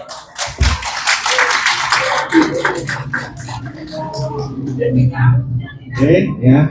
Bapak Ibu, saya sering membaca tulisan Andriati ini dalam bahasa Inggris dan sudah sangat bagus, ya, luar biasa. Dia banyak menulis artikel, dia banyak menulis buku dalam bahasa Inggris, ya, dan sudah banyak juga yang terbit dan dicetak, ada bukunya dan sangat bagus dan sangat bermanfaat bagi mahasiswa di UIN Fatmawati Bengkulu. Ya. Kita beri aplaus untuk Andriadi, ya, luar biasa. Dia ahlinya ya soal movies, ya, genre movies, ya. Sekali lagi pertanyaannya. Ya, another question, the last question. This is really the last question. Show me the multimodal changes. You show me the audio, yeah. You only showed us the changes on the themes, yeah, but not the multimodalities yet. Yeah, Yes. multimodals in colors, multimodals in logos, symbols, and another multimodal. Okay, because you use multimodal analysis. I think I use Indonesian to answer this question because the audience want to hear the multimodal. Dalam multimodal discourse analysis ini, saya menggunakan konsep-konsep yang dikembangkan oleh Kress and Van Louis. Di situ banyak konsepnya, tapi saya tidak menggunakan semua konsep. Saya hanya menggunakan konsep provenance, rearrangements, dan juga salience, karena cuma itu yang pas untuk pisau bedah atau untuk analisis karya itu. Nah, provenance itu asal usul sosial dan kultural dari citra visual yang ada. Nah, jadi itu konsep-konsep itu yang saya gunakan. Itu ada di pertanyaan ketiga. Di bab ketiga saya jelaskan secara detail. Di pertanyaan ketiga satu bab saya buat. Dan ada rearrangement. Di sana citra-citra visual itu saya susun kembali menjadi sebuah narasi. Jadi elemen realitas untuk menciptakan narasi yang sesuai dengan kepentingan ideologis tertentu. Nah, di sini kepentingannya adalah gender property. Dan terakhir itu salience. Jadi ada multimodal yang saya ambil itu elemen-elemen visual yang secara sengaja ditonjolkan di situ, dan untuk menarik perhatian dan membentuk makna baru dalam sebuah karya. Jadi dalam multimodal critical cost analysis, mungkin saya menggunakan konsep yang ini jarang digunakan orang. Dia lebih banyak menggunakan konsep lain, tapi saya cuma mengambil provenance, rearrangement, dan salience untuk mengetahui ideologis tertentu yang lagi dikembangkan dalam sebuah karya sastra ataupun karya seni ataupun visual art. Oke, terima kasih. Saya tahu dia bisa menjawab, ya. Makanya saya berikan pertanyaan yang agak sulit, ya. Dan alhamdulillah dia memang luar biasa. Ya, kita beri tepuk tangan untuk itu. Terima kasih. Terima kasih. Berikutnya kita persilakan kepada penguji keempat, Bapak Profesor Dr. Sarwit Sarwun MP. Karena ini promotor dan co-promotor, maka waktu maksimal 10 menit. Silakan Bapak.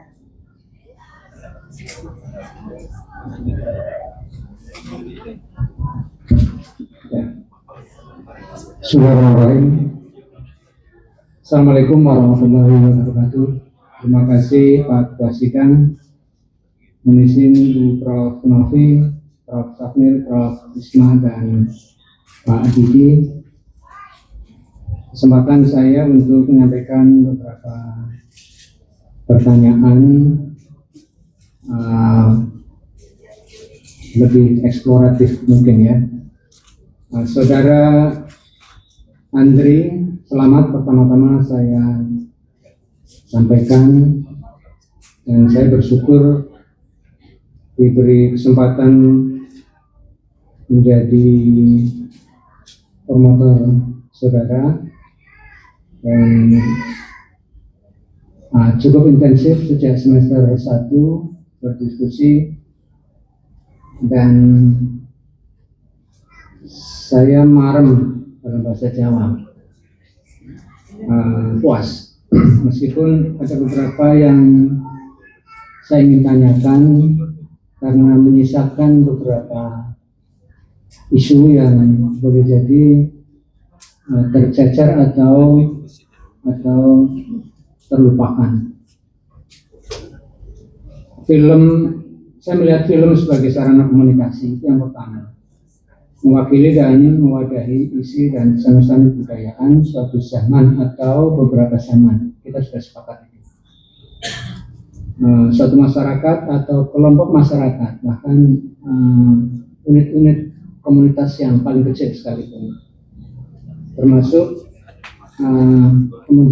komunitas yang spesifik sekali secara kultural. Dan dalam film ada karakteristik yang sangat beragam, yang dalam bingkai kebudayaan itu juga sangat dinamis. Kemudian film juga diproduksi oleh kelompok orang. Saya menyebutnya komunitas perfilman. Dia diproduksi oleh sekelompok orang dengan visi tertentu. Ada produser, ada sutradara, ada yang punya duit, dan sebagainya. Dia punya visi. Saya menyebutnya ideologi. Jadi film itu dibuat dengan ideologi tertentu oleh yang membuat film. Sementara itu realitas sosial budaya, dalam realitas sosial budaya juga ada fenomena-fenomena yang menggambarkan ideologi tertentu. Tidak di film. Dalam realitas ada ideologi, dalam film ada ideologi.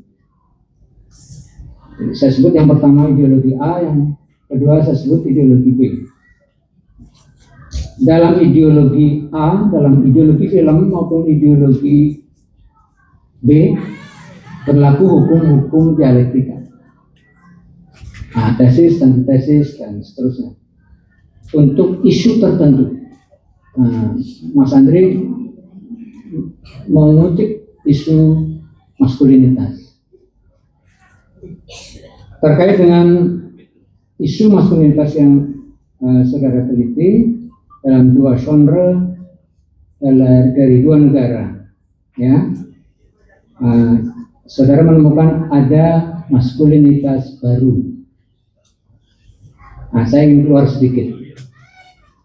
Maskulinitas sebagai karakter, bukan sebagai maujud fisik, ya. Jadi dalam bahasa ada maskulin, ada feminin. Kalau bahasa Belanda, the man itu maskulin, tapi Freiheit, kebebasan, itu feminin. Dalam bahasa Arab, latif itu feminin. Jadi maskulin dan feminin itu hakikatnya ada pada semua fenomena alam, manusia, dan apapun fenomena kebudayaan. Pertanyaan saya adalah, saya mulai dari pertanyaan yang kedua dulu. Kalau Anda menemukan feminitas baru dengan argumen bahwa yang lama seperti itu, saya nonton film Django Unchained, tidak masuk dalam analisa Anda. Saya senang nonton film-film Clint Eastwood. Itu maskulinitas lama menurut Anda, meskipun Django Unchained masuk maskulinitas baru.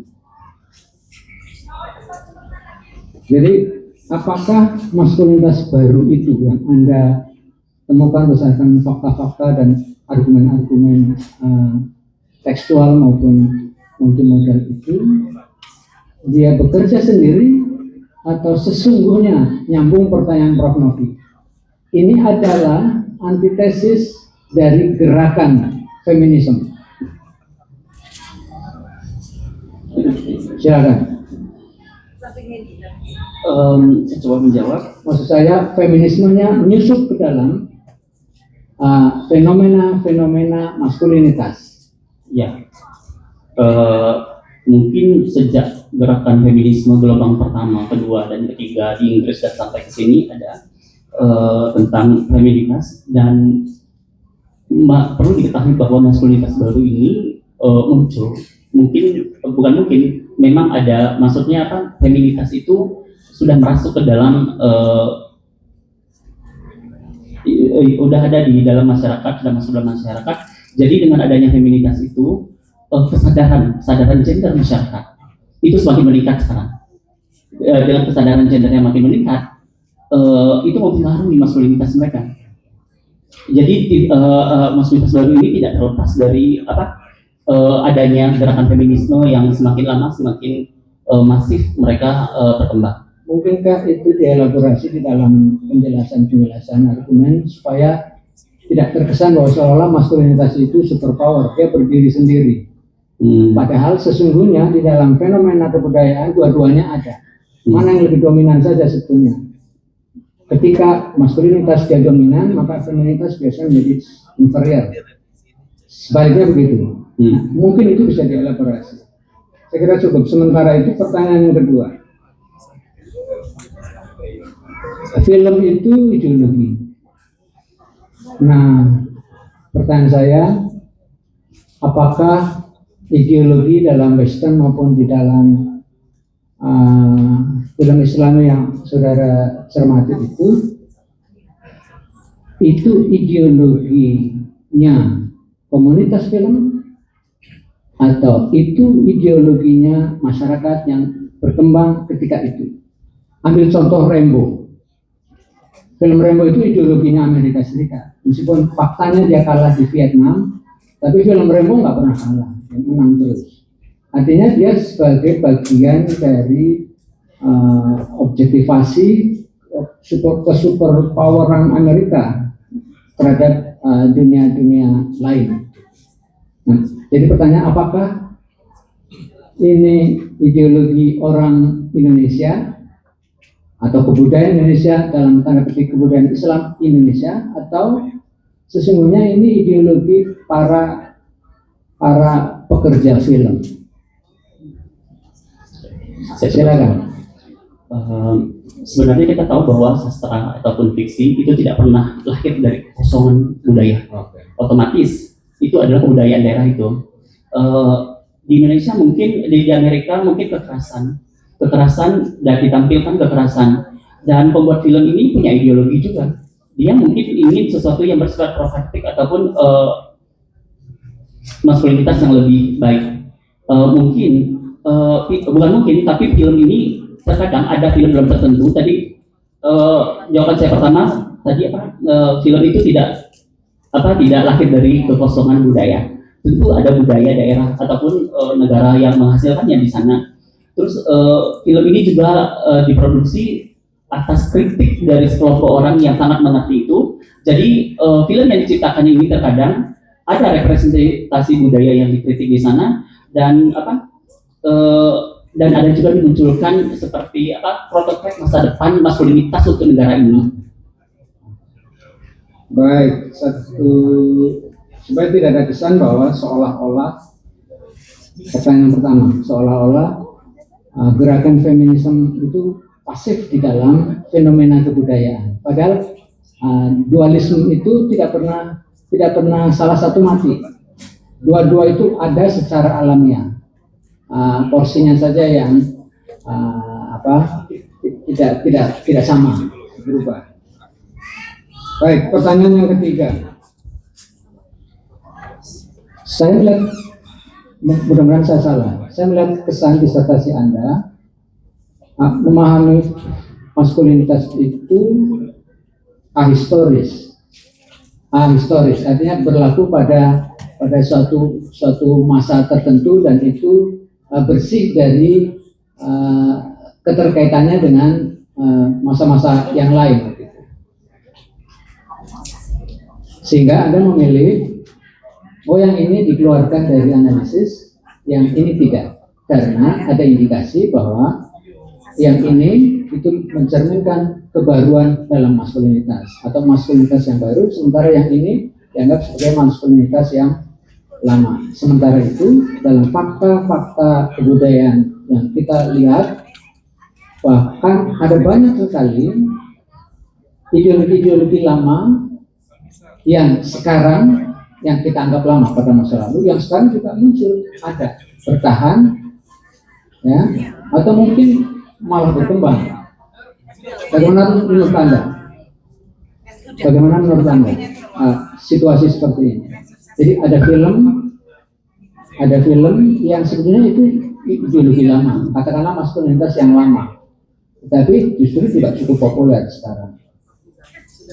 Ada film yang lain yang itu gambaran dari ideologi lama yang sekarang juga cukup populer. Bagaimana ini bisa Anda tangkap untuk tidak menimbulkan kesan bahwa seolah-olah bahasan mengenai maskulinitas baru dalam disertasi Anda itu terpisah dari aliran perjalanan sejarah kebudayaan atau aliran perjalanan sejarah ideologi. Bagaimana Anda menjelaskan? Di setiap film yang saya tonton, dia tidak full menunjukkan maskulinitas laki-laki baru itu. Hanya beberapa saja yang memunculkan itu, dan lebih banyak memunculkan maskulinitas laki-laki lama. Menurut saya, kenapa maskulinitas laki-laki lama itu banyak dimunculkan di sana? Karena sampai hari ini ideologi itu tetap berkembang, dan maskulinitas laki-laki baru yang dimunculkan ini untuk oposisi biner, untuk menunjukkan bahwa ini yang selama ini berkembang, dan sebenarnya ini yang ideal pada saat sekarang, untuk menciptakan. Sesungguhnya ada hukum-hukum dialektika yang berlaku dalam. Iya. Mungkin itu harus diberi highlight. Ada hukum-hukum dialektika yang berlaku sepanjang perjalanan fenomena kebudayaan. Baik, terima kasih. Saya cukupkan. Sekali lagi selamat. Mudah-mudahan teman-teman Anda bermanfaat untuk banyak pihak. Assalamualaikum warahmatullahi wabarakatuh. Waalaikumsalam.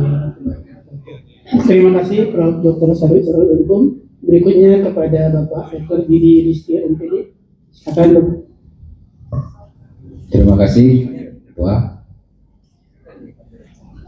Izin Prof.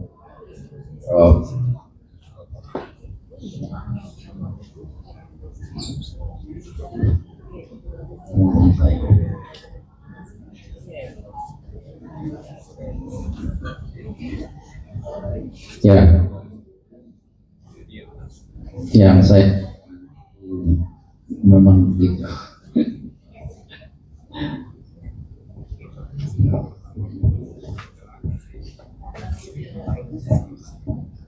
tanpa sebagian saya. Yang saya hormati keluarga Mas Andriadi, semangat, tinggal beberapa detik lagi. Yang saya hormati beberapa pimpinan dari Unpas, selamat datang. Kebetulan salah satunya ini tetangga jauh saya, Bu Kairia. Dan teman-teman mahasiswa, para pendukung semuanya, doanya sangat luar biasa sehingga sukses. Harapannya begitu. Ya, saya sangat senang membantu proses penulisan disertasi Andriadi. Orangnya energik, semangat, beberapa kali diskusi, termasuk produknya apa sih terakhir. Ya, jadi kalau pertanyaan Prof Novi itu, sini jawabannya itu produk. Ya, kelanjutan kajian ini apa? Ternyata sudah ada disiapkan produk buku untuk mata kuliah fiksi populer. Nah, itu dia. Baik, saya bertanya satu tapi panjang ini. Kalau melanjutkan apa yang disampaikan Prof Sarwit tadi, lawan maskulin itu feminin, maskulin itu jantan, ya kan? Tadi sudah disampaikan itu. Feminin itu apa? Keibuan. Maskulin itu kuat, feminin itu lembut. Tapi yang sudah pasti itu bagian dari ciptaan Tuhan, bahwa maskulin itu ada juga di jiwa perempuan. Itu yang mengangkat besi perempuan. Ternyata ada yang maskulin. Dan feminin itu juga ada di jiwa laki-laki. Tapi Tuhan tidak menciptakan gabungan keduanya menjadi satu. Yang diciptakan laki-laki dan perempuan. Nah, ini. Jadi dua hal yang berbeda, ya. Tapi yang dikaji hanya maskulinnya. Dalam konteks komparasi yang dibedakan dari segi apa, lagi-lagi baru Amerika Western, film Western, dan Indonesia dalam film Islam. Ya.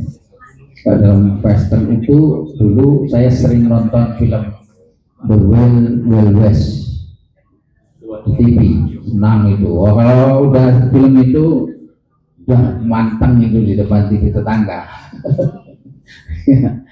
Nah, senang karena film cowboy, ya, ada komedinya.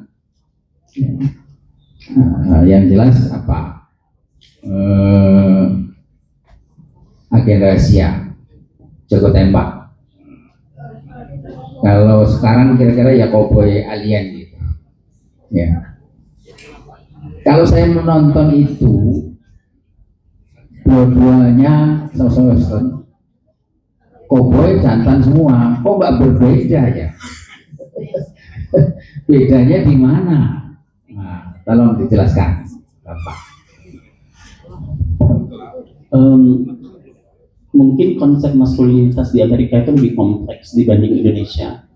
Jadi ketika kita bicara masalah maskulinitas, di Amerika itu laki-laki kulit putih dengan laki-laki kulit hitam itu maskulinitasnya udah berbeda.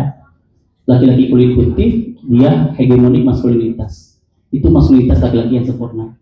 Nautanya, ya maskulinitas laki-laki berkulit hitam itu kan negaranya rasis.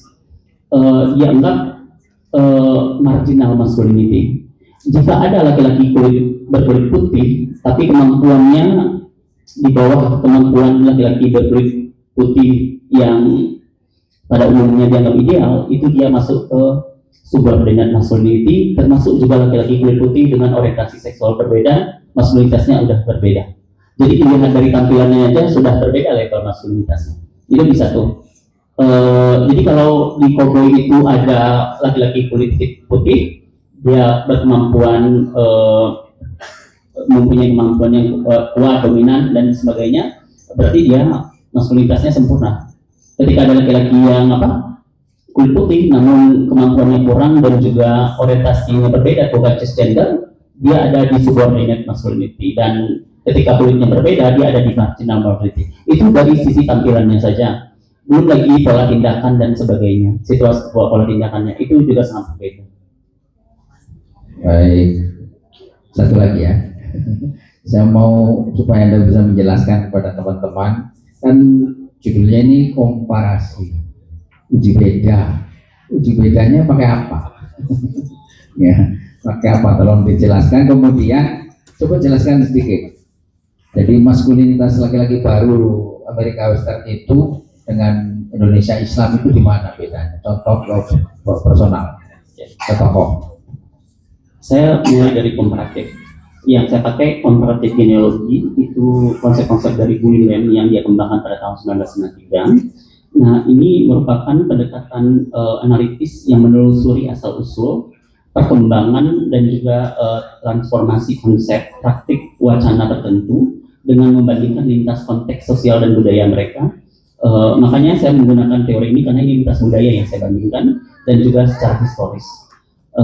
Karena Guillen ini menganggap tidak ada yang linear dalam sebuah asal-usul dan juga mengangkat relasi kuasa dan kontinuitas. Terus apa perbedaan maskulinitas Amerika dan Indonesia? Mereka sama-sama dominan kalau persamaannya. Berbedanya kalau di konteks film western, kalau Amerika secara umum saya nggak berani. Ini hanya di konteks film Amerika western genre. Itu laki-laki dominan, kalau di Islami otoritatif. Ketika muncul bukan normatif, yang Islam lebih normatif. Jadi semua ada aturan agama yang mereka buat sendiri, menurut mereka seperti itu benarnya dan harus diikuti. Dan kalau di Western Amerika dia dominan. Jadi makin kesini kedua genre ini walaupun dia dari budaya yang berbeda, tapi dia bergerak ke arah yang sama, yang lebih reflektif, lebih inklusif, lebih relasional dan juga lebih setara seperti itu. Jadi walaupun dua negara yang berbeda, arah perkembangannya sama. Itu ya. Artinya kalau Islam Indonesia walaupun ada kesetaraan gender, tetap wanita harus menurut laki-laki. Itu aturan agama. Ya. Ya, saya coba jawab. Bahkan saya pernah bertanya salah satu interaktor saya itu dosen bidang kajian gender S3, dosen S3 kajian gender. Bahkan saya tanya ke dia, ibu asalnya dari mana? Di salah satu desa di Pulau Jawa. Saya dan suami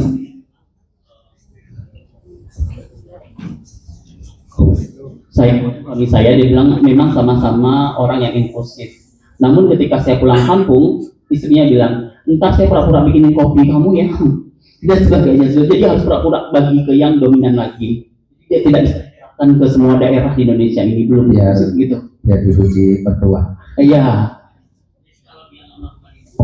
Ibunya marah.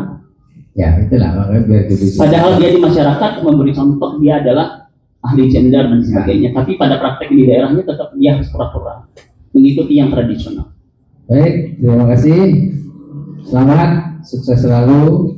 Mudah-mudahan langsung diterapkan nanti. Tidak ada berhentinya dalam berilmian. Terima kasih Pak Ketua. Assalamualaikum warahmatullahi wabarakatuh. Waalaikumsalam warahmatullahi wabarakatuh. Baik, terima kasih. Ini yang saya terakhir, jadi pertanyaannya sudah habis. Jadi saya mungkin pertanyaannya tidak sedalam yang tadi, ya, tipis-tipis ya di permukaan saja. Ini adalah sidang promosi dokter. Jadi kita punya dokter baru atas nama Bapak Andriadi. Ini kita promosikan kepada Ibu Dekan, mohon disampaikan kepada Pak Rektor. Kita ada tenaga baru yang akan mengubah UIN menjadi lebih baik. Mudah-mudahan bukan hanya mengubah UIN, mengubah Bengkulu, mengubah pendidikan Indonesia menjadi lebih baik. Nah, sekarang kita minta janji beliau kira-kira setelah tamat apa langkah yang akan dilakukan untuk mengubah UIN, untuk mengubah pendidikan Bengkulu? Mohon tidak dijawab secara akademik karena seorang akademisi harus juga berperan di struktur sosial untuk memperbaiki masyarakat, memperbaiki budaya.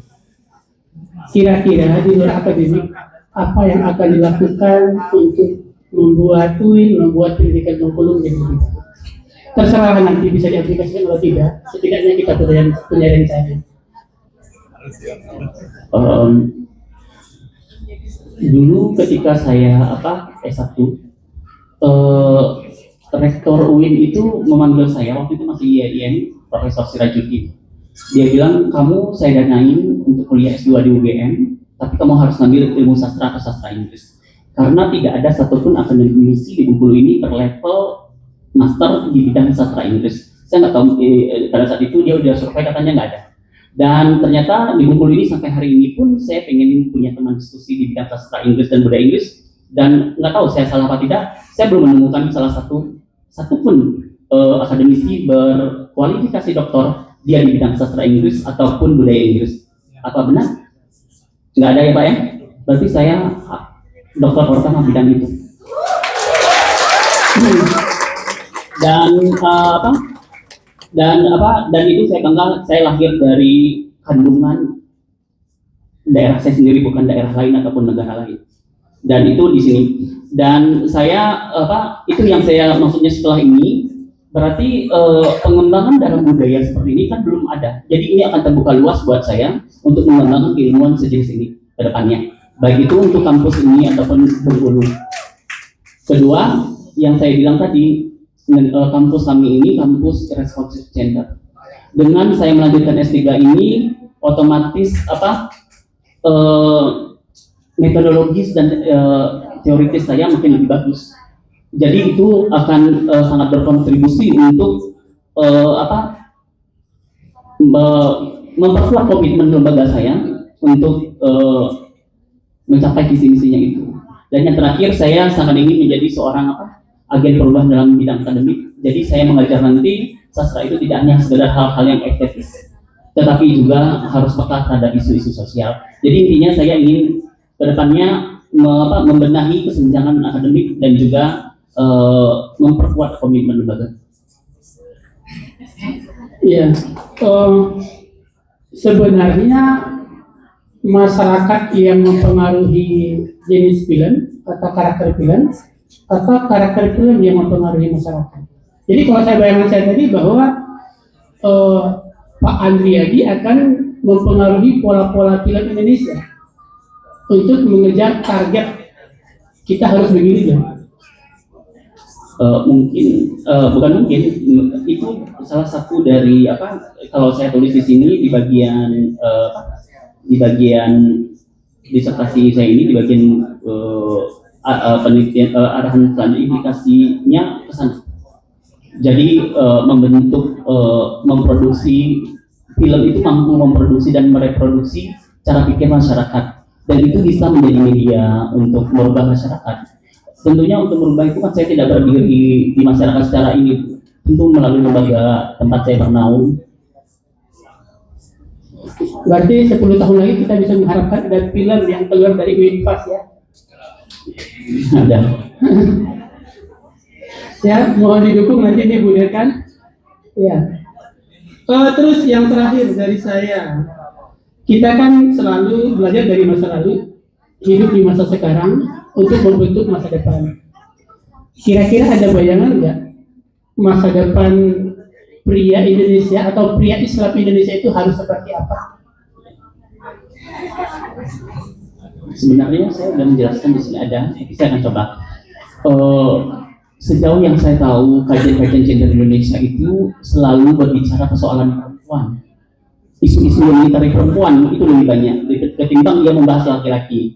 Berarti yang dibicarakan itu adalah penderitaan perempuan, seperti kekerasan seksual, dan semua itu korbannya perempuan. Ya pelakunya masih laki-laki kan. Jadi saya berharap dengan adanya konsep-konsep seperti ini, apa yang saya tulis ini bisa menjadi prototipe yang lebih baik masa depan, yang menjadi acuan baik itu pembuat film ataupun masyarakat, ini maskulinitas yang baik yang harus dikembangkan untuk maju bersama.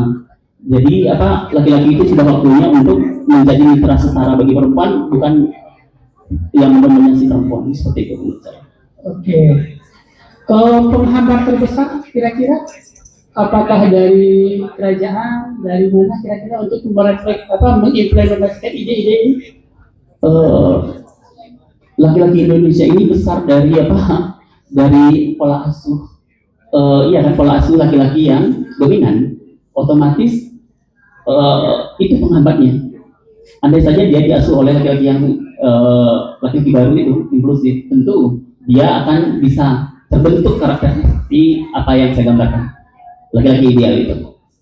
Baik, terima kasih Saudara Probenus, Saudara Andriadi yang telah menjawab pertanyaan, bantahan, klarifikasi dari semua penguji dalam waktu sekitar 1 jam 45 menit.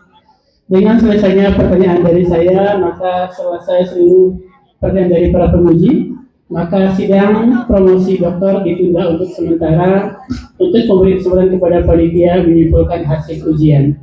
Kepada Fadel, kami minta mengantar promovenus ke tempat istirahat.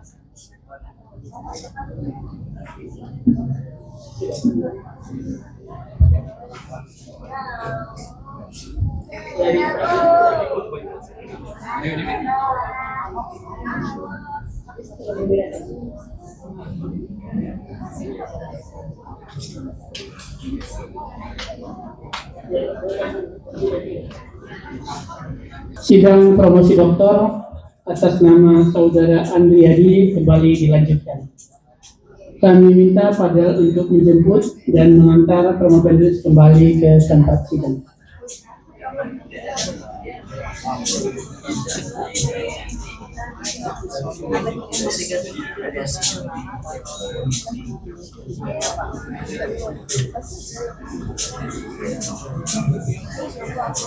Terima kasih. Saudara Andriadi, setelah panitia ujian promosi doktor program studi linguistik serapan memperhatikan isi disertasi dan mengikuti seluruh proses yang berlangsung, kami berkesimpulan bahwa saudara dapat mempertahankan disertasi dengan sangat baik. Untuk itu kami memutuskan memberikan gelar Doktor Linguistik Terapan dengan nilai ujian promosi terbuka 88,67 dan nilai rekap disertasi dari seminar proposal sebelum hasil tentu terbuka dengan rata-rata 86,5. Saudara Andriadi yang terpelajar, saudara merupakan doktor keempat dari program Doktor Linguistik Terapan FKIP Universitas Bengkulu. Atas nama panitia, kami mengucapkan selamat kepada saudara. Atas nama panitia, penguji, dan FKIP Universitas Bengkulu, kami mengucapkan selamat kepada saudara. Semoga gelar yang diperoleh dapat bermanfaat untuk pengembangan pendidikan, pengembangan kompetensi pribadi untuk pendidikan di Bengkulu dan Indonesia yang lebih baik. Bersama ini kami serahkan surat keterangan lulus yang menjadi hak saudara dan sekaligus bukti pelepasan saudara dari program studi Doktor Linguistik Terapan. Maju ke depan.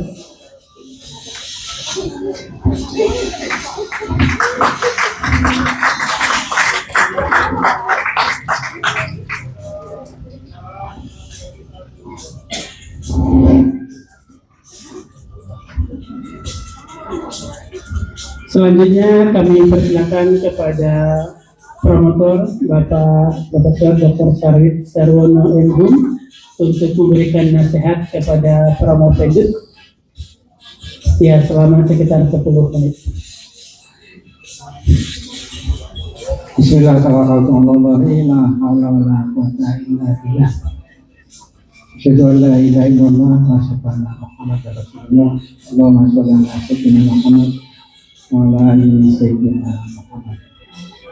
Yang saya hormati pimpinan sidang Pak Dekan, yang saya hormati Prof. Safnil selaku Ketua Program S3 Linguistik Trapan, Prof.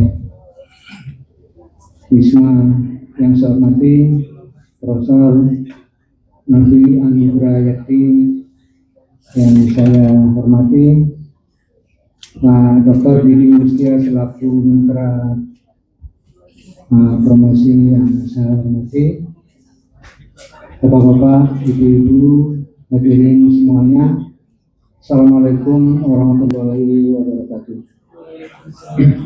Bersyukur kita pada pagi dan siang hari ini dapat menghadiri promosi Dr. atas nama Andriati.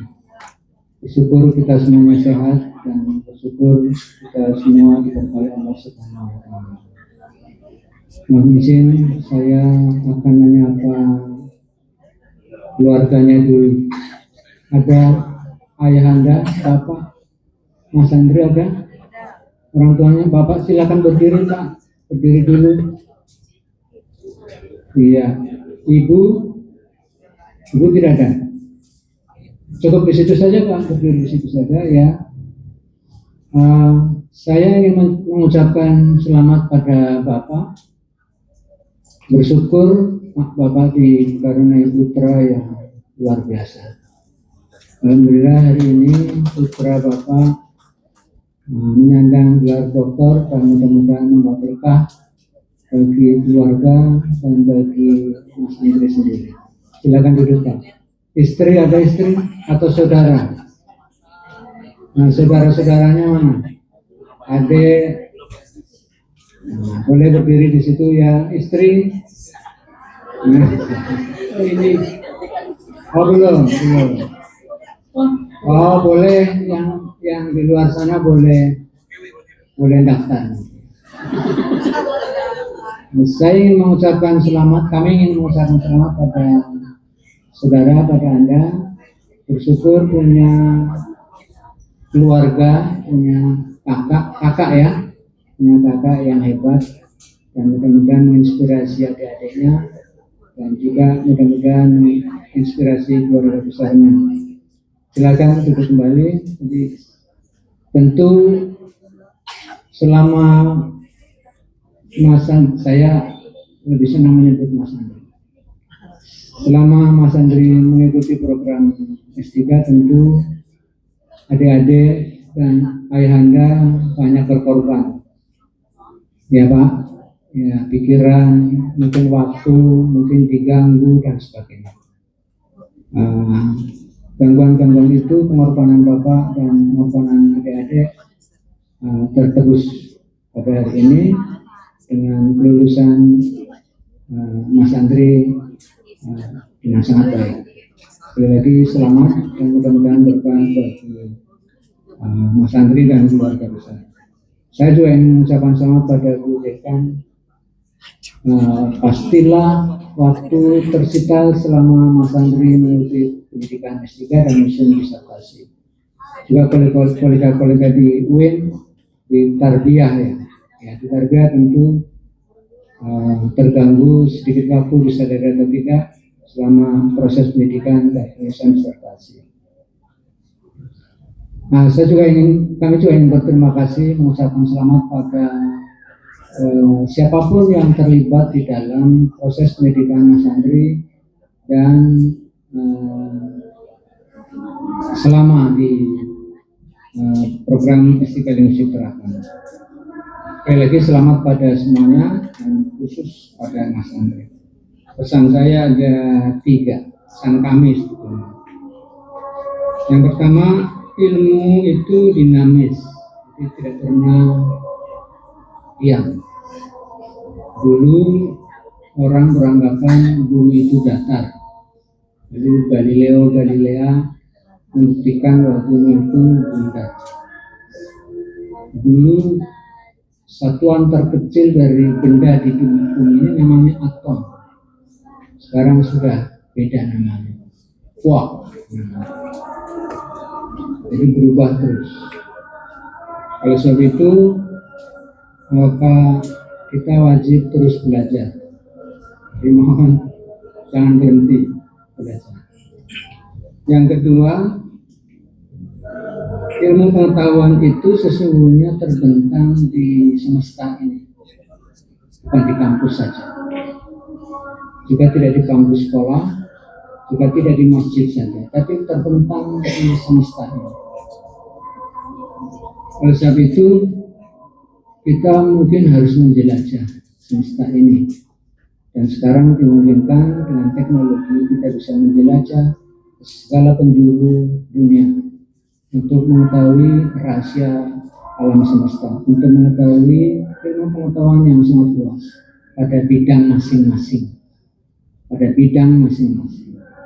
Pada bidang Mas Andri pada ilmu sastra, maka harus punya target-target teoretik.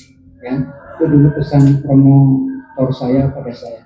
Harus punya cita-cita konseptual. Sampai di mana ujung pengkajian kita, sampai di mana ujung pengkajian mengenai genre film dan lain-lain. Jadi jelajahilah dunia ilmu. Jangan menganggap bahwa linguistik atau sastra atau matematik lebih hebat dari yang lain.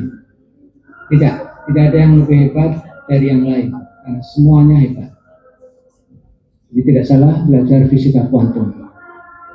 Karena dalam teori sastra sudah masuk juga konsep-konsep mengenai itu.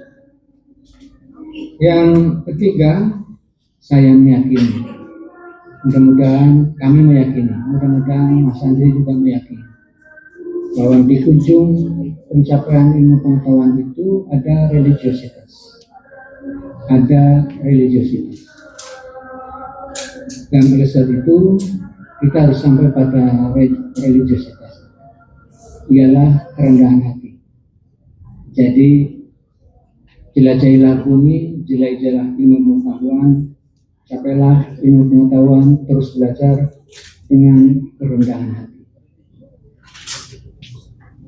Semoga capaian saudara mencerahkan para mahasiswa, koleha institusi, membawa berkah untuk keluarga, untuk kolega, untuk unit, untuk UIN, untuk masyarakat, untuk teman-teman, untuk siapa saja.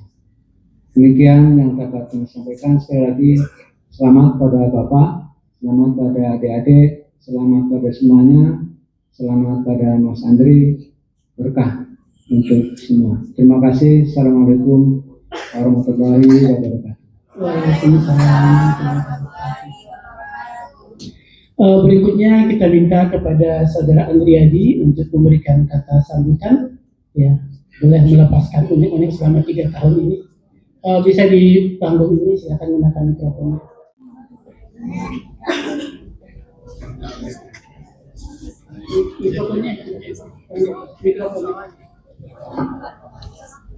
Assalamualaikum warahmatullahi wabarakatuh. Pada hari ini di ruang ilmiah Universitas Bengkulu, ketika nama Raden Ajeng Kartini kembali kita kenal pada hari ini tanggal 21 April, saya berdiri bukan hanya sebagai promovendus dalam bidang linguistik terapan di sini, tetapi sebagai peziarah pengetahuan yang belajar memahami manusia melalui bahasa dan memahami relasi melalui makna.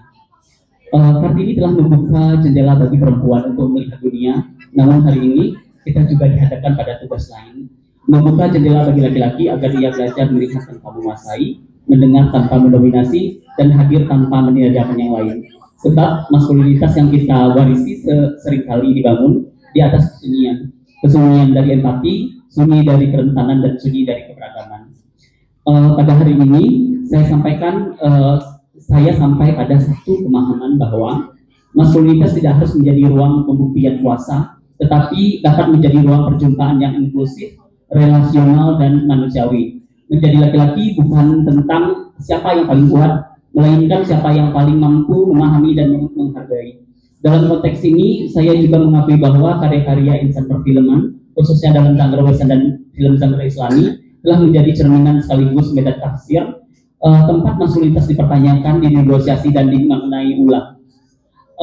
Perjalanan akademik saya ini tidak mungkin saya tempuh tanpa bimbingan yang penuh kesabaran dan keteladanan dari promotor saya. Dengan penuh hormat dan terima kasih yang mendalam, saya aturkan penghargaan setinggi-tingginya kepada promotor saya, Profesor Dr. Safit Sarwono, MHum, dan co-promotor saya Bapak Dr. Didi Yulistio, MPD, yang telah membimbing saya mengarahkan dan memperkaya perjalanan akademik ini dengan keilmuan dan kebijaksanaan.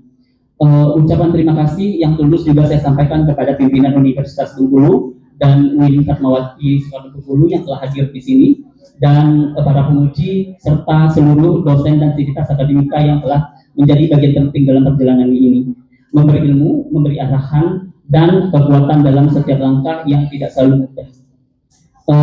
Secara khusus, pencapaian ini saya persembahkan kepada keluarga tercinta saya, terutama kepada orang tua saya dan seluruh keluarga besar, yang telah menjadi sumber doa, kesabaran, dan kekuatan dalam setiap langkah yang saya tempuh. Terlebih lagi kepada almarhumah ibu saya, yang meski tak hadir lagi secara ragawi, namun doa dan kasih tetap mengalir dalam setiap langkah saya. Semasa hidupnya, beliaulah yang pertama kali mengajarkan saya menjadi laki-laki, bukan dalam makna kuasa, melainkan dalam makna empati dan kemanusiaan. Kepada semua rekan sejawat yang hadir pada hari ini, sahabat dan teman-teman S3 Linguistik Kurapan Angkatan 2023 khususnya, terima kasih atas kebersamaan yang telah kita lalui, yang bukan hanya tentang belajar, tetapi tentang saling menguatkan di tengah lelah, saling mengingatkan di tengah ragu, dan hingga kini tiba di titik kita satu persatu kita bersama mencapai titik ini. Akhirnya di hari Kartini ini izinkan saya percaya bahwa perjuangan menuju keadilan belumlah selesai. Ini membutuhkan perempuan yang terus berdaya dan laki-laki yang berani berubah menuju kemanusiaan yang lebih setara dan bermartabat. Wabillahi taufiq wal hidayah. Wassalamualaikum warahmatullahi wabarakatuh. Terima kasih kepada Saudara Dr. Andriadi yang telah menyampaikan kata sambutan. Perlu saya ingatkan bahwa level tertinggi suatu pengetahuan adalah ketika pengetahuan tersebut mampu mengubah sikap. Tidak ada gunanya kita berilmu tinggi, tapi kemudian ilmu tersebut tidak mempengaruhi sikap kita, tidak menentukan karakter kita. Ketika karakter satu individu sudah bagus, maka yakinlah, maka komunitas, maka masyarakatnya juga akan bagus. Dengan mengucapkan puji syukur alhamdulillahirrahmanirrahim, saya mintakan bahwa sidang promosi terbuka untuk Saudara Andriadi di promosi Dr. Linguistik Kurapan telah selesai dan ditutup secara resmi.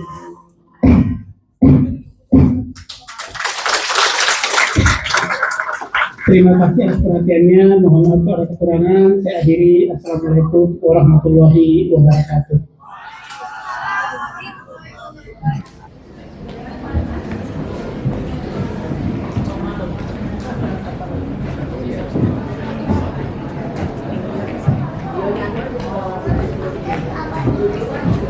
Ya, ini formal dulu ya. 1, 2, 3. Sekali, 3, 2, 1. Ya, soalnya gaya unggul atau form dari bebas ya. 1, 2, 3. Sekali lagi, 3, 2, 1. Ya, kami foto bersama ya. Kami berkenan Ibu Dekan. Silakan Bapak, keluarga ya. Silakan Bapak, silakan. Foto bersama Pak. Ya silakan. Ibu. Ya silakan. Iya, siapa lagi ya? Ya. Ibu dekannya? Iya. Ya, bebasnya sini Bapak Ibu. 1, 2, 3. Ya. Terima kasih.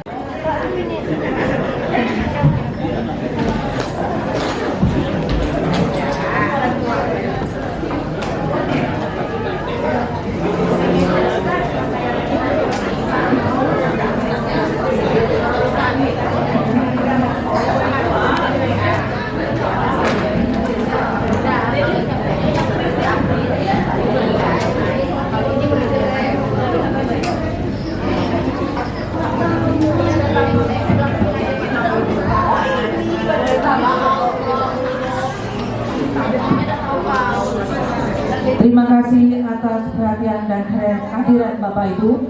Wassalamualaikum warahmatullahi wabarakatuh.